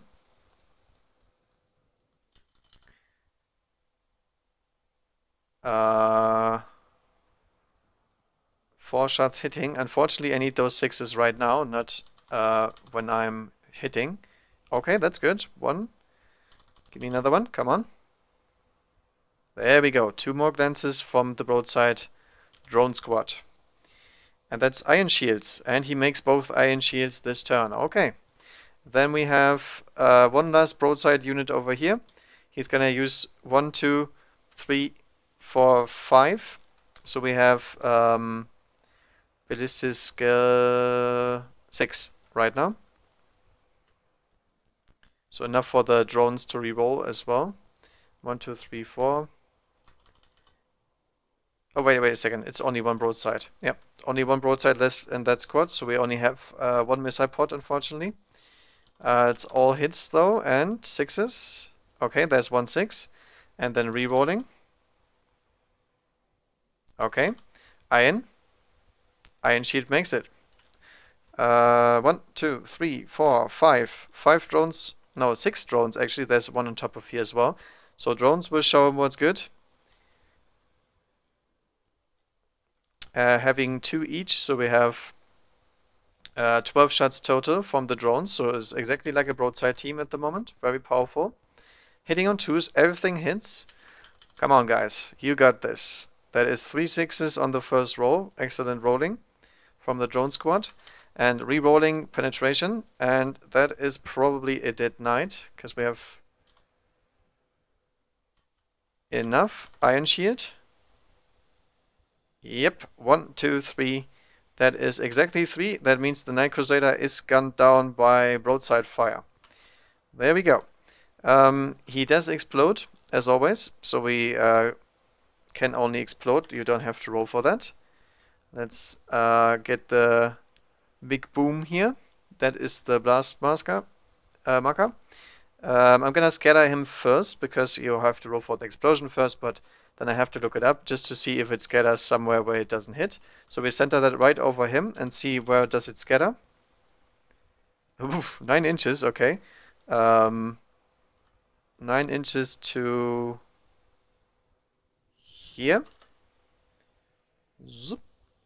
So it's gonna hit the Sidonian Dragoon with the inner ring, which is always strength D, by the way. And then we have to roll for the explosion. Okay, it's the weakest one, so the Fire Warrior gets wounded on a, on that, and he's dead. And the guy in the middle takes a D hit, and nothing happens to him, because it's a 1, and on the 1 the D doesn't do anything. Alright, so he basically stumbles for over here, and goes there, and then he goes boom. Alright. Knight Crusader, get out. Broadside's doing it again. Obviously, as you can see, that is one of the big selling points of the detachment, because all the rerolls made sure that he died in 1 turn of shooting, which is impressive. I mean, we killed 1 turn, we killed all the destroyers and call with the shooting, and then also the knight. And that with me fucking up with the marker lights, I could have gotten more as well. Alright, so let's go on with the real snipers over here. So the sniper drones into the Rust Stalkers. They will not use a marker light here because they don't have to. And we have 3, 6, 9 sniper shots. Is anybody in rapid firing range? Yes, every single drone is in rapid firing range. So that is 18. So now they become really dangerous. And we see how that goes. The game is called Warhammer 40k. That's why I'm playing here. Alright. Hitting on 2s with the snipers. Missing a bunch. 2 of these are precision shots, so I'm gonna put those on the alpha. Nice, that's a rend. So he takes his lookout, sir, which he doesn't make. Refractor field, or in this case, cover save, failed, and feel no pain. Mate, I think, because they have full functional feel no pain other than the other Skitari. Yes, the name of the game is still Warhammer 40k, even if you continue asking. I'm not even shitting, that's how it's called. Let's have a look here. Rustalker has... doesn't say here. Why the heck doesn't it say so? Does have Feel no pain. Okay, so he does have Feel no pain against that, so he saves that wound. And the other one didn't wound, I think. I'm not sure about that one. I don't remember, honestly. So these guys here, all wounded on 4s and rending on 6s. So pretty solid hit, I'd say. 3 rends, so this is cover saves, 4 up. And Feel no pain. That's 1 wound. And then these here. And Feel no pain. Nice, only 2 wounds in the end, so these guys take one to the face and he dies. Then we have the Fireside Marksman in the squad with new Macalite support. And there we go, we have 3 more Macalites onto the unit. Okay, since we have so many Macalites on them anyway, I might as well fire with these guys here instead. Because they can also fire normal weaponry, so to say. I'm gonna increase their ballistic skill by 2 and fire with the Pathfinders. So we have 2 shots on each of them.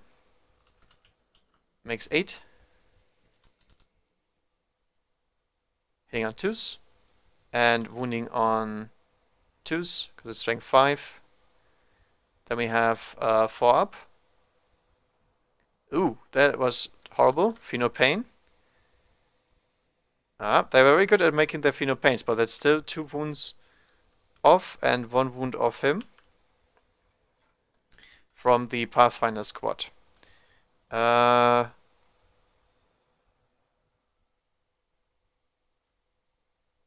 else do we have? We have Macalites. All Macalites are done over here. We just have these 2 sniper drone teams left, I think. Okay, so in this case we have to check line of sight. I can see the wheels of that guy. I can see a little bit of the Vanguard, maybe. But most of the stuff can see the Infiltrators. So I'm gonna find to the Infiltrators, obviously. Do we have rapid firing range on the drones? We do. Long lives the 24 range rapid fire range. Actually pretty nice. 4, 5, 6, 7, 8, 9 times 2. Obviously we cannot use any Macalites because there aren't any. Ugh, hitting on 2s, but very, very bad rolling here. 5 misses. And wounding on 4s. That's a ignore cover, and regular wounds. The first guy is actually dead because he's out in the open unless he makes his Pheno Pains, so 5+. 1 wound. Armor save. Dead. Yep, he's dead. And then the rest getting their normal saves and Pheno Pain. No, that's another one dead. So 1, 2, gunned down. Then the Fireside Marksmen with their Macalites, and that is 3 more Macalites on the unit. Bloop, bloop, bloop. Sniper drone team over here has the guys here in their sights or the Vanguard. The Vanguard, if they move 6, will not be in range of anything. And these guys here will fire. Yeah, they will just fire into the Graph Weaponry. The Graph Weaponry is the most annoying one here, so I would probably focus on that. 1, 2, 3, 4, 5, 6, 7, 8, 9. All hit. Precision shots don't matter there because they are all the same. So this is cover saves, and these are no wounds, unfortunately. So we have 2 and 2. They will get 5 up cover, I guess. Actually, I can see the guy clearly, but I'm shooting through my own unit here, so that's 5 up cover saves at least. So 5 up cover saves from the servitors. 1 is dead, and then 4+ armor saves. So 1 is okay. Oh yeah, dead, and 1 wound on him. Okay. Other than that, we are pretty Gucci here.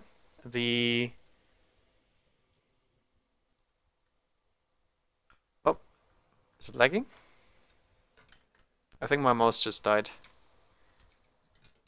Our mouse. Yeah, the mouse is dead. Okay. The drones over here are done shooting, so I don't think we have anything else I can fire. However, I can fire my little guys here. They have I don't think they have a chance of hurting the Sidonian Dragoon. Yeah, he's 11. That's a problem with him. He's 11 all around, so on 6s only, probably not gonna happen. So instead, I'm gonna move them Run them first. 1 inch. And then we're probably gonna fire into the graph as well. Yeah, might as well. Oh, whoops! I forgot my infiltration suits there. uh, I'll move them right away afterwards. I'm just gonna fire first. So firing into them. 2 hits. Oh, actually, I need to redo this. So first of all, marker lights. There we go. So 3 marker lights on that unit. Now we use 3 marker lights with these guys, and we re-roll our shooting. There we go. So we're wounding on force now, and that's 1 dead. Nice. They still get their run move because they have the formation, obviously. I could also run these guys here, but that's clear. Okay, I don't think I have anything to shoot left, because everything else here fired pretty much. Alright then. Do we need leadership tests here? Yep, these guys need a leadership test for sure. Leadership 7 or 8, I don't think they fail. Carefront destroyers are leadership 8. Yeah, they're fine. So totally okay. The infiltrators, probably leadership 9 something. No, not leadership 10, I believe. Unless I gave them an upgrade I don't know of, because that's what the formation does. So infiltrators have leadership 9 on the Princeps, who is still alive. And he does not have anything that helps them, I believe. Oh yeah, he has a info slave skull. So in this case, they actually have leadership 10. Yep. Good thing I checked. So info slave skull allows you to get acute senses and +1 leadership test. +1 leadership. So in this case, they actually stay on the board. All right. So then the Rust Stalkers have the exact same. So also leadership 10 in this case. And they're fine. These guys didn't get shot at, so don't have to take anything. And these guys also are unharmed as far as I know. Maybe not, but I think I just focused on the knight for now. Alright, so apart from this guy surviving with the stumbling knight stepping on him, everything is basically dead. The only thing remaining back here is the Onaga, but I can kill that with the broadsides if I get into range at some point. Yep, I can kill it next turn actually. Unless he makes a bunch of saves, but I mean, I have a good amount of damage against him, disregardless. Alright, so let's remove the marker lights because we don't have to shoot anymore, obviously. Put them over here. Then we have to do some tests here. Okay. The drones. Oh, his flamper drone died. Because they moved through the terrain. No, these guys didn't actually move, so they're okay. And these guys didn't move either, because they were already in rapid firing range. They don't have to. Okay, so just 1 drone dead here. And, no, we don't have to. These guys here will just make their sword moves. Oh yeah, we have to roll for that squad as well. There we go, it's enough. We just need 2 inches or something to go through the wall. And that's why it's impossible to fail them. The Makalite drones here will probably go a little bit more heroic this turn. Because I want to kill the Onaga next turn, so I have to get Makalites into range of him. I might fancy hopping over here instead. Yep, right there. So they can make their move to the next. Oh yes, still. I forgot the freaking suits all the time. I'm not gonna do it because I have to remember them. They're so good infiltrating here that I completely forget about them with these guys and with myself. Let's keep them around where they are. I think they're actually in a pretty good position because the Onaga. I mean, I can try to harass the Onaga. I think that's the best idea in this case, even. These Skitari will just die instantaneously as soon as the broadsides look at them half decently or to sniper drones or whatever. But the Onaga is actually pretty tough to kill for me. Let's check his rear armor. His rear armor is 11, so I can actually glance him down. So let's actually move them over there instead. See how far I can go. 5 inches. No, why not? Because the point is he has bigger fish to fry. He has to shoot forward because these guys here don't really matter too much to him. We should be fine with that. Alright, so these guys are actually able to charge next turn. I didn't expect that, but they might cause some trouble now. We'll see. So Admech turn 2? Yeah, it's turn 2. So they will move forward. I really thought these guys had moved through cover, but unfortunately they do not, which really sucks because they need it. They're moving 8 inches this turn.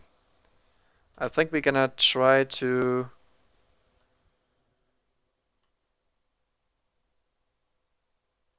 That's 10-inch charge. Probably not gonna happen. I think I need to charge the Pathfinders instead.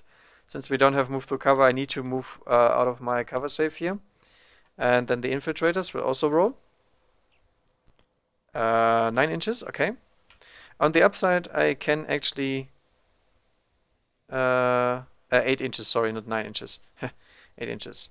I can show you what the infiltrators can do to broadsides, just in case they survive. I'm not sure they're gonna survive this. Probably not, but just in case. Actually, I think I want to keep them in the terrain. Yep. Let's not suicide them as easily, because the broadsides have AP4 Overwatch, and they only have 4+ saves, so... Yeah. But I mean, even if I charge these guys, I'm gonna get Overwatch to pieces, so... We fine. We Gucci here. Alright, the Doctrina Imperatives and so on I have to declare as well. I'm gonna use the Schwartz song, so these guys have 2 up cover now. And we also have Doctrina Imperatives. I mean, I can increase my weapon skill, but I have the new static aura on these guys, so in this case we are fine. And this guy here... Now, I think we keep the ballistic skill active. So let's say +1 ballistic skill. That sounds like a pretty good idea, because these guys have a bunch of shots. Then we can gun down a bunch of them, and if I do too well, I might not make the charge, but at least then I don't die in Overwatch as well. So that's good. Okay, so +1 ballistic skill sounds pretty nice. These guys here will go 5 inches. Not getting into range yet, unfortunately. Do I hide them? Just in case. Don't think so. We're gonna die like men. Machine men, but still. Right. So you can imagine these guys are next to here. Let's actually check. Nope. We are ½ inch or something off, so they have to run. Let's actually just stick them into the ruin. I think that's the smarter idea. I'll also run them at the same time. Okay, there we go. So they should be right where they are right now. I really like these guys, but they really need a transport. That's why they are so good with psychic powers and so on, because that helps them a lot. Okay, so then the Vanguard. Moving 4 inches forward if they want to. The problem is there's nothing here really in range that they want to fire at, except the guys behind them. I think they have to kill them. They can't get in range though, because I already rolled for my difficult.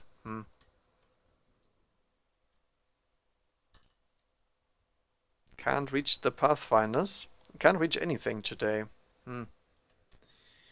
I think since we cannot reach anything, I'll say we move this way. Into the ruin still. So we get our 2+ cover saves at least. And come on, Vanguard. Stay. 18 is enough for these guys, so we have to gun them down actually. They did get a really shitty run move, so this guy can just circumvent them when charging. So let's see how far the Dragoon can go. So he goes 5 inches over here, and then 4 inches over here, and then that's a 11-inch charge. That might be a little bit off the charts, I think. So let's see how far we can go down here. That is a 8-inch run. Move, sorry, not run. So I guess we're walking this way. We can get a 10-inch charge on the sniper drones or a 6-inch charge or 5-inch charge on these guys. Hard choice actually.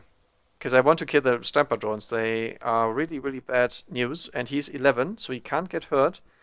But obviously he's just gonna die in Overwatch, as far as I know. But he has a 2+ save. I think we're good. Sniper drones it is. This guy here is a little bit out of position as well. I'll move him up 6 inches.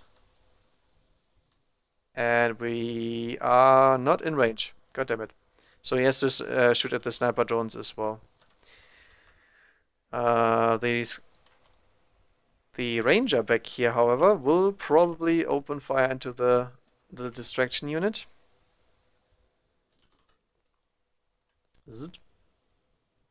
Because they have AP3 weaponry, which doesn't matter against 2-up saves cover, but they reduce their cover saves to a 3-up, so in the end they get a 3-up at least, not a 2-up. So everything should be...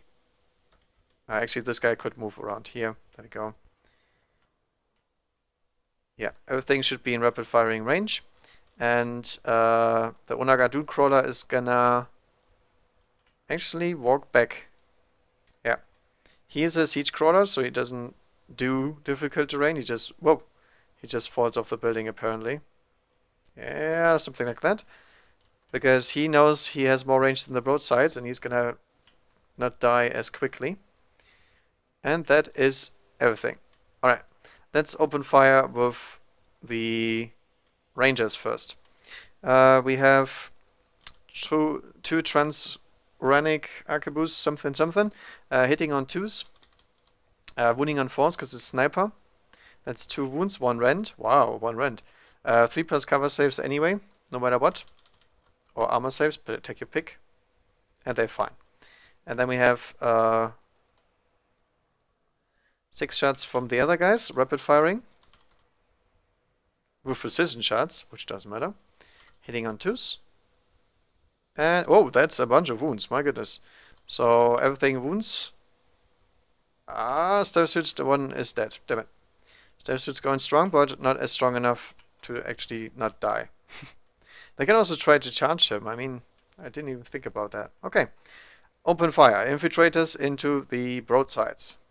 Let's try to rip them apart. Unfortunately, we only have 3 guys left, so it's a little bit less than usual. But if they get to taser goad them to the face, that would be awesome. Alright, so hitting on 2s, obviously getting a bunch of 1s, as always. And wounding on 6s. At least we get some wounds this time. Last time I failed pretty badly. Yep, 4 wounds. With shred. Alright, that's what I call good hitting and good wounding in this case. Holy smokes. Alright, so the first one is a drone. Yep, first one is a drone. Drone is dead. Broadside has 2 wounds left, so we can do 2 at a time. And I should roll 3, but that's okay. Broadside, broadside, broadside, broadside. Yeah, he's good. That's fine with me, because I want to charge, obviously. So, 1 into his face. We Gucci. And then the Rastalkas cannot shoot. I mean, I can throw my Mind Scrambler grenade, but I'm out of range. These guys already ran, so we don't do anything with them. And the Dragoon is gonna fire his Phosphor. Because if he fires, he can reroll the charge distance. So 1 Phosphor Serpenta. Hits. Doesn't wound, goddammit. And he doesn't have anything else to shoot. Vanguard will just fire into these guys. So we have Plasma Calibers. I think all Plasma Calibers. Nah, just 2. So 2 Plasma Calibers, hitting on 2s, winning on 2s. Obviously they will go to ground. They will get 4 up go to ground, -1 because of the Omni specs. So that's a 5 up go to ground. No, denied. Whoops, and I delete the Dragoon. Genius. And the dice fall again? Cool. Right, so Fire Warriors getting annihilated, and then that fellow here can gun down some drones, I guess. So 6 shots from the grav cannon right into the camera. Hitting on 4s because of crappy ballistic skill.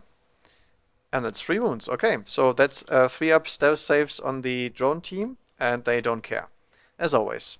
Sniper drones are pretty good at not caring about this kind of stuff. Alright. Onaga probably right into the middle here. I mean, he doesn't really have much else to shoot at, and he needs to get rid of those broadsides at some point. So let's try to hit it right there. That looks pretty juicy to me. How many shots do we get?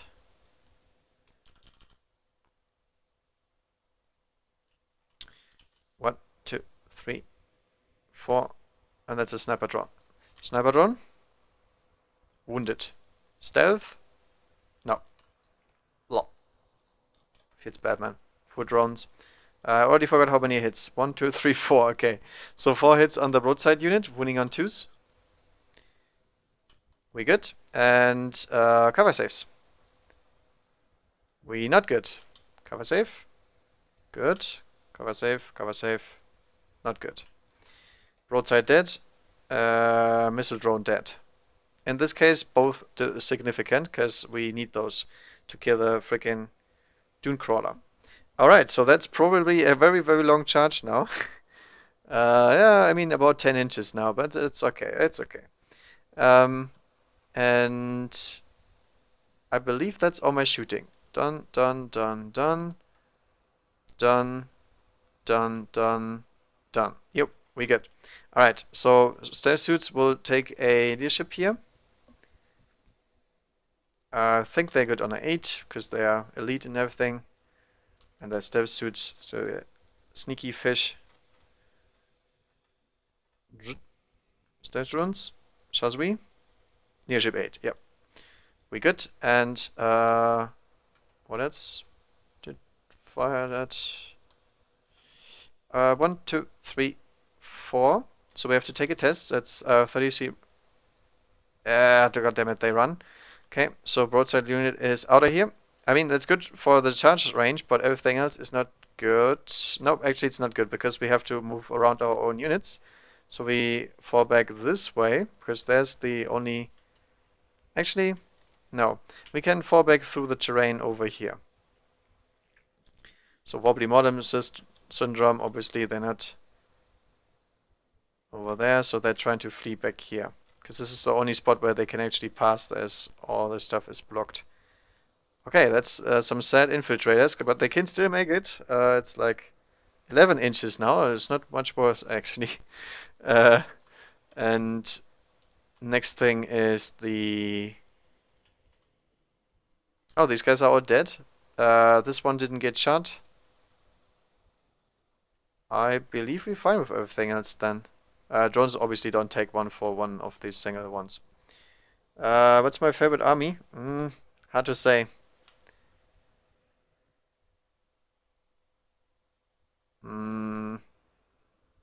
Probably Genestealer Cults. I love armies that can get into your face, and Genestealer Cults is an entire army that goes to face, and that's always nice to have. I believe there's too much shooting in Warhammer. There's too much shooting in the tournaments and everything, and it's nice when they get some more additional stuff. But in terms of variety and what I like to play is obviously demons because they have the biggest variety there is. That's really nice, and they also have the in your face. They just do it worse than Genestealer Cults. That's all. And all the units in Genestealer Cults are actually really useful for me. Okay, let's go with the charging. So let's go first here into here. We have actually 11, 9 inches. Nah, I can't charge these guys because they're behind the wall. I put them behind the wall and move back every time. So these guys here have to be charged. So since the drones are behind the wall, they can't actually see anything for Overwatch. These guys can, but they're too far up, so they can't get Overwatched. And these guys are in range, and they are part of the same cadre. Okay, so these guys can Overwatch, no problem. They are also in rapid firing range, so we can get our full benefit here. The question is, do I fire the marker lights here or do I not? These guys are also in range, I guess. Oh no, hang on a second. These guys here are not part of the formation, just they can't get the 12-inch. There we go. Okay, so every time I do this, I choose a pathfinder user. I'm like, oh yeah, these are part. No, they're not. They're part of the formation. Okay, so they only can overwatch for themselves, so we can't get marker lights here, and we just fire our normal weapons. That is 4, and we wound them on 2s. Yeah, 2. 4 plus, Pain. No, that actually kills the first guy. Feels bad, man, because he only had 1 wound left. And they have to take a pinning check. They're okay on leadership 10 because this guy has the upgrade. Alright, guys. Let's do some slaughter sprint here. Yep, totally fine. Now this is 10 inches. This is exactly 10 inches, but they get +3 to the distance, so they're actually charging 13 inches. Rah, because we're rough stalkers, and we cool like that. So we can engage 2 pathfinders at once. Okay, then the infiltrators will probably declare charge. Yeah, why not? Because the problem is the sniper drones can overwatch. These guys can overwatch. Pathfinders can overwatch. So at best, we're getting a cover save. Maybe we don't get a cover save because they get too many marker lights. And then we have to make a whopping 11-inch charge. Yeah, why not? Because next turn my chances are even lower because they reduce my cover save to 0 and then I'm dead. So let's go for it. So marker lights first. Missing. Then we have a bunch of marker lights over there. 6 marker lights from the commander. That's 1 hit. Yep, 1 hit. Using that marker light to increase the broadside ballistic skill by 1. So we have 4 shots with the high heat missile pods. Hitting on 5s. Yeah, not bad. 2 wounds. 2 wounds. 2 up saves. Nope, doesn't help. No Pain because it instant kills one of them, and he is only toughness 3. Oh, feels bad, man. Then the smart missile system. 2 hits. 1 cocked. Okay, rerolling. Nope.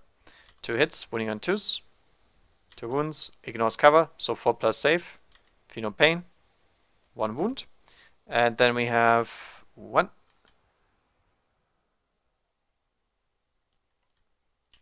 Oh, actually, there's a second broadside. Whoops. Completely forgot about him.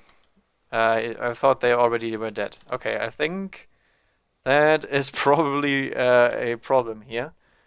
2's the wound. Yeah, that is a big problem. So that's another one toast. And then the smart missile system. It would have instant killed him before, by the way, because I have to shoot all the same weapons at the same time. So if he takes another wound here, he's dead. It just requires 1 wound. Come on. Freaking dice. There we go. Yeah, they're dead. Pain. Aw, freaking infiltrators. Yeah, that's what happens when you charge into a tower army. I mean, was to be expected. But on the other hand, if they stayed here, they would have died anyway. Oh, before I forget, I should have done a leadership test here. Okay, they're good. So otherwise, if they would have failed the leadership, nobody could have overwatched there, which would be very, very harmful. But thankfully, they make it so everything can overwatch as normal, and that is totally legal. All right. Did I forget to move these guys again? No, we're still in assault phase. We're good.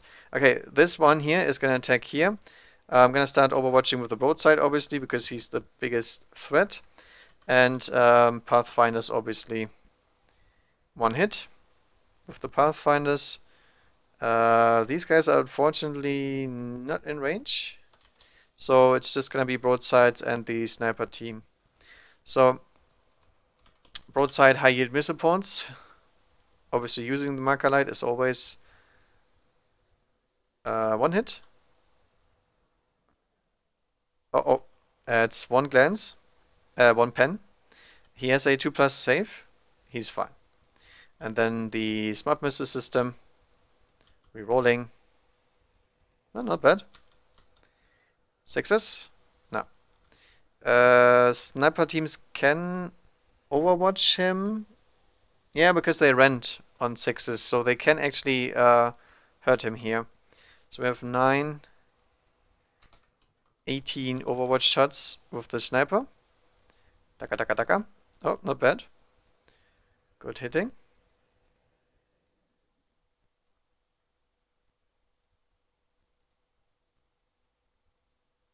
Was it a 6 or not? I don't. Let's say it's not another one.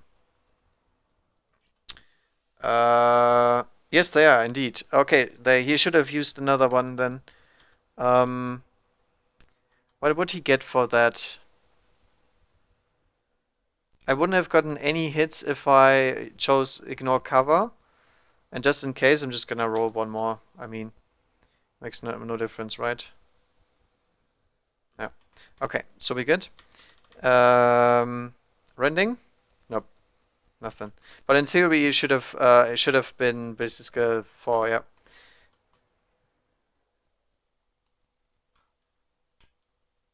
That's true. The question is, these guys already shot, right? Yep. Oh, there is some Fields Batman shit. Maybe I shouldn't have overwatched here with the broadsides then, and should have overwatched with the rest of the stuff, and then overwatched here. That's true. Yeah, good point. So these guys will be in range for them due to unlimited supporting fire range. So in this case, I'm gonna do the drones real quick because I completely forgot about the drones again. So we have 1, 2, 3, 4, 5, 6. Good amount of drones, by the way. Hitting on 4s because we have the double marker light benefit as well, which is really nice. I think that's the first time I actually can get this stuff working. It's very important here because they are the only thing that can actually hurt that. So we have 2 pens and 2 glances. Oh yeah, also have to declare, by the way. I'm gonna declare enemy number 1 is probably not gonna be him because I can't reach him, or can I? I can reach him with the run, but I'm not part of the cadre, so I can't run. Drones can reach him, but they can't hurt him. Because I have to declare that before the next turn begins. I'm gonna declare the uh, mm, God damn it, it's really hard to do. 6 inches movement, 3 inches here, back armor, yes. Okay, so this is my preferred target for next turn. Now back to the actual game. So 2/2 up cover saves, he's fine, and 2/2 up cover saves for the pens. He is fine, nothing. Okay. Then these guys here, opening fire, we have 2 and 1, 2, 3 drones. So we have 4, 8 missile. 1, but twin linked. Oh, that was almost very ugly, but it was cocked. Oh, still 4 hits. Probably gonna break his neck here. Yep, that is 2 glances. And 1 pen. Centurion Dragoon doesn't care. 6 shots from the drones. Not bad. I mean, these guys are really good at overwatching. 2 glances. And he takes 1. Alright, so Sojourner Dragoon actually takes 1 single hit. But I failed. I should have fired the marksman. Let's see if the marksman would have hit anything. Ah, damn it, I had an additional marker light from this sniper team here. Feels bad, man. These guys can't obviously overwatch because they are not part of the... I mean, they already fired overwatch. They are part, but they can't, realistically. Okay, so he actually makes it in after all that stuff. God damn it. Bunch of rule errors here and there. He is in. Dunk. And he's gonna taser some of them in their face. Okay. I believe that is everything though. Do I have to take any tests here? Nope, these guys are already running. We good. Okay. So the Journeying Dragoon obviously gets his Hammer of Earth attack. Bang. 5 up save. Yeah, no problem. The Dragoon has some sort of nasty charging bonus. I think he's strength 8 now, but does he have any AP? He has a Taser Lance. It has AP dash. He is double initiative, so doesn't matter because his initiative 3 is faster anyway. But he has not a pistol, unfortunately. Okay, so he only has 4 attacks on the charge. But it is Taser. So for every 6, I believe, I gain additional 2 hits. So it's like Tesla on melee. And he misses anyway, so it doesn't matter. And he is strength 8 on the charge. Ta-da! But they still get their shitty 5+ save because it is AP dash. And it doesn't matter because they still fail him. Alright. Pathfinder's piling in. Can't do anything because he's 11. Leadership test. That's a fail. And he is initiative 6, so he will catch them. Yes, they are overrun. Consolidating. 2 inches. It's like, ugh, get me to cover. I think he's probably dead next turn, but just a feeling. Because of amount of marker lights pointing at him and making his eyes shiny and everything. Alright, so over here, Rust Stalkers. Rust Stalkers will go first, I guess. We have 3 attacks each, and then we have 4 attacks on the Princeps. We have a Data Spike attack. There's so many rules. And we also reroll everything because we have the Omniscient Mask. We have conversion fields, I think. Yes, digital weapons, so we get to reroll. We also have 1 attack separately for Flashbane. God damn it. And then the Transonic Razors with AP 5. Okay, so I'm ignoring their armor saves altogether. Alright, I think that's enough rules for now. We also get additional attacks for having 2 close combat weapons. So we have 3 attacks base, 4 attacks base. +1 for close combat, +1 for charging. And a Data Spike attack. Alright. Initiative step 10, Data Spike attack misses. Or doesn't wound or whatever. Hitting on 3s with the rest. Rerolling. And I should have rolled some with Flashbane separately, but since it doesn't matter, yeah, they did. So I successfully forgot all my special rules, but that's okay. They did. Alright. Consolidating. 6 inches. Okay. I kind of screwed wherever they go, so let's actually grab some cover here. It's actually where the drones are, so I'm supposed to not touch the drones. There we go. And that is it. Alright, so successful charges kill 2 Lagerlight groups, and that is it. So not really much to speak of, but we'll see. So town turn 3, I believe. So these guys will move 6 inches. Skidder. I'm also gonna run them, so I see whether I have to ignore them or not. And we are in the back arc of that Onaga now. Yep, nice. So we can actually hurt him. That's good. The other squads here will jump as usual, so we have a bunch of hops. Actually, no, these guys don't even have to move. I mean, there's Rust Stalkers right next to them. Okay, never mind. They're not moving anywhere. They're fine where they are. These guys here will go full heroic mode again and try to decker fire these guys into oblivion. These guys here have to regroup because they're fine. They're regrouping. So 3 inches regroup, probably this way.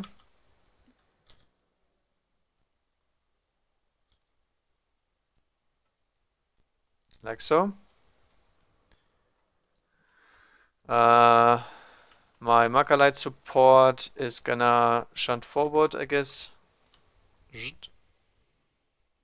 Over here. Okay, got line of sight on everything. These guys here will move forward, because there's no point in standing still, because we have too much marker lights anyway. And these guys will also advance forward. Completely disrespectful, but that's okay. And believe that is my movement. These guys will hold still. Okay, so let's start with the Pathfinders first. So Pathfinders will fire into the Corpus Cari because they have the highest firepower now on the board. Yep, there we go, 4 hits on the unit. They are lit up like a Christmas tree. So I'm gonna use 2 marker lights to increase my ballistic skill, 2 marker lights to increase my ballistic skill, 2 marker lights to remove the cover saves. And then I'm gonna fire the broadsides, because why not? Because these guys can't get in range of that Onaga this turn anyway. Alright, so let's do the pots first. Come on, guys. Rerolling. That'd be good. Winning on 2s. And no fear, no pain against that, but they have 5+ in 1 saves, being Corpus Cari. And that is 3 guys toast. Smart missile shish them. So smart. So smart we can actually see them without seeing them. I should have fired the drones first, by the way, because the drones do not ignore line of sight. Doesn't matter though, they are probably dead. Feel no pain. Yep, exactly dead actually. They're really resilient there. Almost survived. Almost. These guys here will fire into the Rust Stalkers, just for the lull. Actually, I lost 1 drone in there, so we have 6, 8, 9, 5. What? 1, 2, 3, 4, 5, 6, 7, 8, 9, 10, 11, 12. 14, 16 shots. Daka daka. Hitting on 2s. With precision shots. Dun dun dun dun. Precision shots in his face. Doesn't look like anything to me. And then the rest of the drones. That's better. Not really good because I'm not rerolling due to my detachment, but not bad either. So we have 2 here with 4 ups and 5 ups. That's 1 dead. And 4 ups. And they're okay. Alright. So I'm gonna gun down probably this guy actually. So we're gonna look outside those. Try to spread those wounds a little bit. And we do. Alright, so both on 1 wound.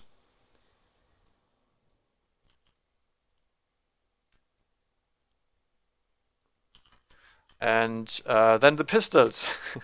Pistols from up top. Pew pew. Hitting on 2s. Nice. Wounding on 2s, I think, because it's a pulse pistol. 4+ saves. And feel no pain. Ah, they denied them the glory of actually shooting something with a fire side marksman. Okay. I guess we fire these guys here. Oh, actually, I can fire the fire warriors as well because I don't have anything else to do. Oh, let's fire these guys here first. Yeah, there's range on that. No, fire warriors first.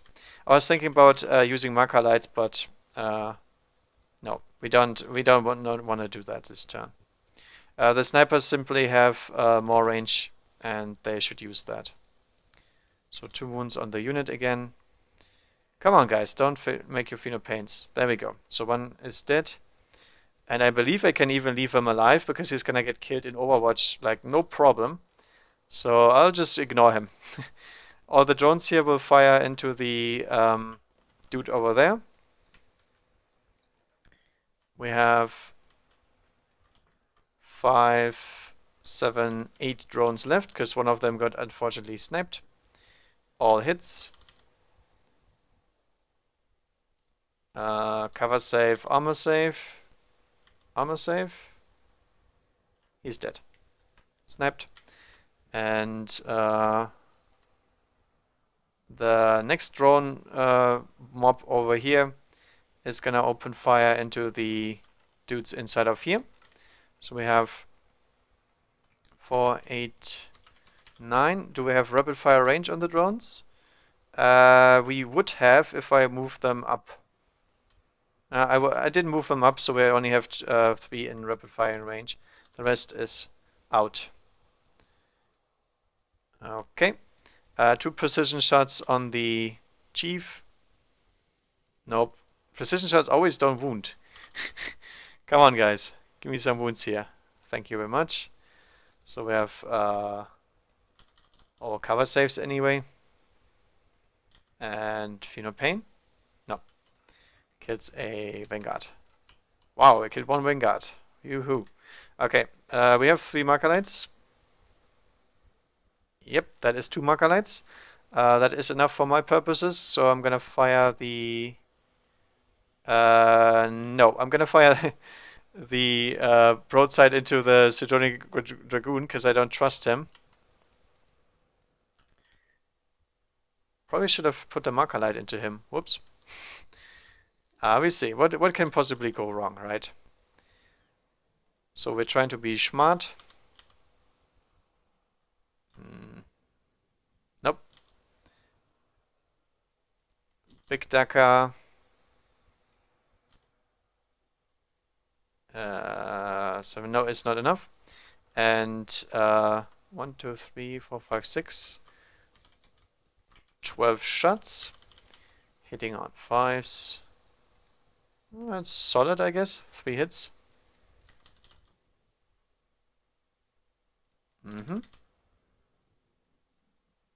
Yeah, this time he's actually dead, because he only has 3 up, because I'm standing right next to him. So he goes, grr. What's that? Hey, some advertisement on the back. I didn't even see that. Nice. So shout out to the Dick Snatcher for making these models.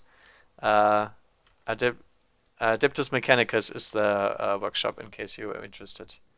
Adeptus. There he is. Just in case you're wondering. Alright, very beautiful models, you must admit. It's like all custom-made stuff. Really nice. Also the Tau, by the way. It's entirely his workshop here, basically. Alright, so he's dead, unfortunately. As beautiful as he is, he had to go at some point. And there he is. These guys here will open fire into the guys right there. So we have rocket pods. Twin-linked. Nope, just 2. Winning on 2s. Yep. Cover save. Nope. 2 guys dead. That's a plasma caliber. The last guy before the plasma caliber. Nope. Chief is also dead. And then we have the smart missile system.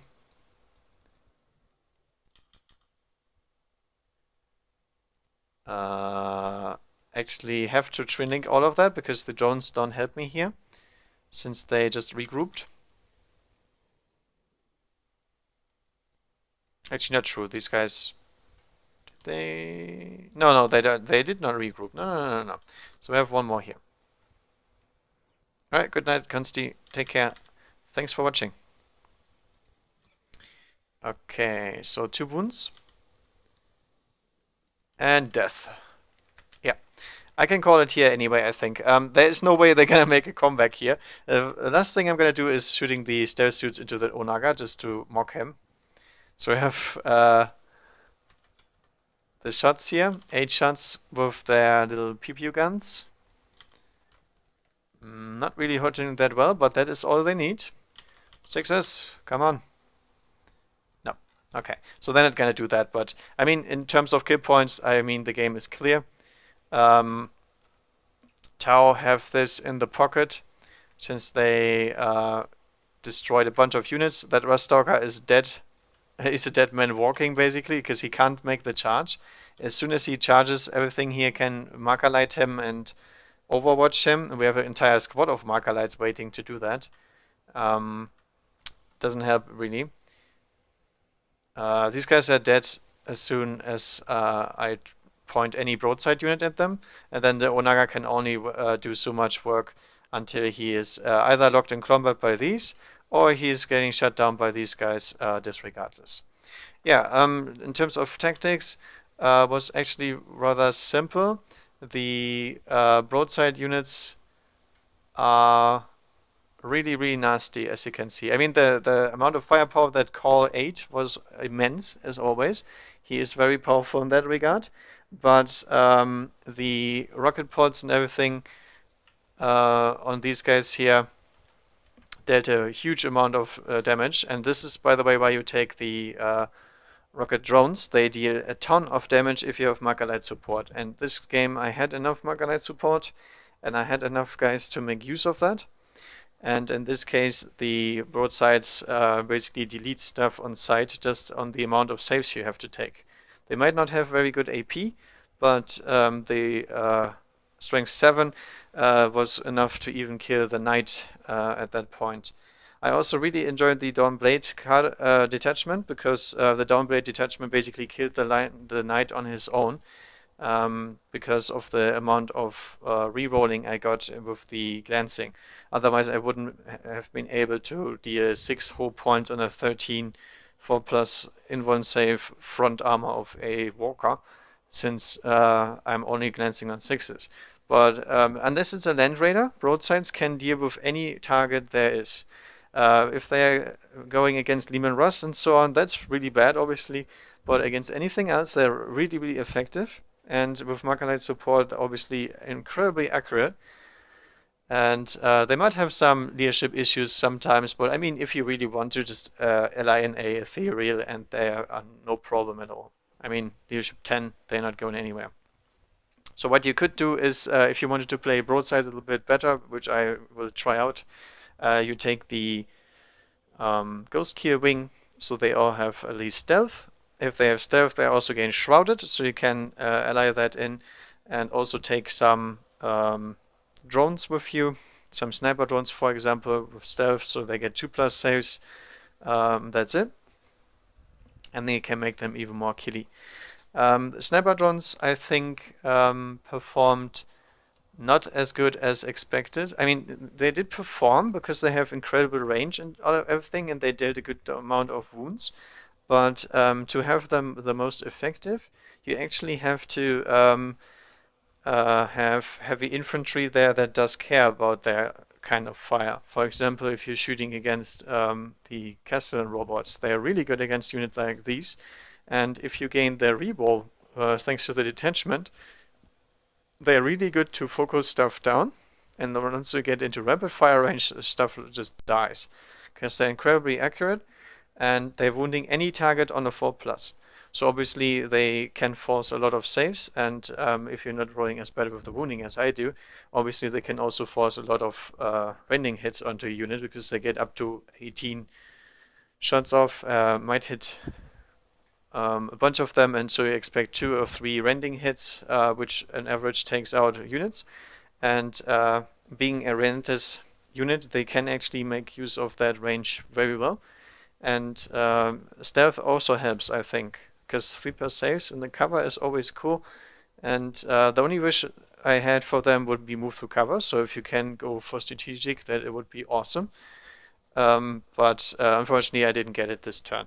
Maybe I should have added in a Inquisitor like everybody else.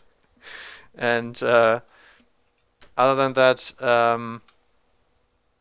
on the admech side, the knight dealt major work, as always. Then he got unfortunately focused down into oblivion.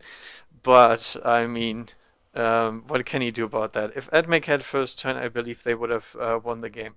Because then I would have activated Belisario's Call. I had like 6 times 6, so 36 graph shots hitting on 2s, re-rolling. So whatever I point them at, the guys would have died. But then he got incredibly screwed over here. I couldn't even activate my 4+ invuln save or anything because it's not my turn. And I mean, he tanked a lot. He basically ate the entire shooting phase of the Tau first turn and saved the knight for 1 round. But in the end, he went down there. The water trade actually really saved him there. He took 3 wounds or something that he saved with his reroll on the Pheno Pain instead of anything else. When stuff came in that was ignoring some saves. Um, I mean, I'm not sure how this war convocation is supposed to be played, but I could have deployed a little bit further in the back. But since broadsides always outrange him, I don't think they would have helped. I think in the end there is nothing I can do about him dying, because there was no stronger squad to attach him to. And obviously I wanted to use him as a tank and as a support unit, and he could only fulfill one of these purposes. Uh, but he was a huge fire magnet. I mean, that has to be accounted for something since the knight just died next turn. So he could have died the first turn had no damage. And I mean, Call Squad only could have destroyed 1 unit, and the knight destroyed way more than the heavy Graf had killed in that round since they don't have Spitfire. So I guess that is something you can argue against. Yeah, Infiltrators, Rat Stalkers obviously have the issue against Tau. If they make it in, they just get gunned down. I mean, you're taking pot shots from the Fire Warriors, then broadsides, commander drones with marker lights, the classic sniper drones everywhere. Everything moves. It's really hard for these melee units to make it in. They need support. The best thing you can do for a stalkers is give them Librarian with jump packs, because jump pack units with Rustalkers together with Crusader move basically the exact distance, the same distance as these guys, because they add 3 through their movement and they add 3 through the run move, and then you have the exact same movement, and then you give them something like invisibility or I don't know, electro displacement, and then Rustalkers will clean house. They have really good offense, but they don't have anything to help them out surviving with toughness 3. Pheno Pain, they made a bunch of this game, no question. Their defense mechanisms are there, but their low toughness forces too many wounds on them, and they are 30 points model, so that's a huge chunk of models. And they are not that good in a war convocation when it comes to offense. They basically need to hide and use their mobility to capture objectives. That's basically their job in a kill point battle. They are actually less useful. The infiltrators I probably should have just outflanked. I did so last time, and they did very good damage last time. But they got very unlucky with the first round of firing, so wouldn't have made a difference there. And in the end, the infiltrators still would have died in the same turn as they did right now. So at least they drew some fire from some units over there. So not sure about that. Infiltrators, I believe, are better units than Rustalkers in general because they have some more utility with the infiltration and outflanking possibilities, and they have ranged shooting, so they can pose a threat immediately at the beginning of the game since they move 9 and they infiltrate with an 18, and they have 12 range, so you can fire first turn with your little pew-pew pistols that can obviously deal a huge amount of wounds on low toughness targets. And it helps a lot with the harassing side of the AdMech that they don't have. So if you want to scout forward and everything, I think infiltrators are a great unit to have. Infiltration scout, it just works very well together.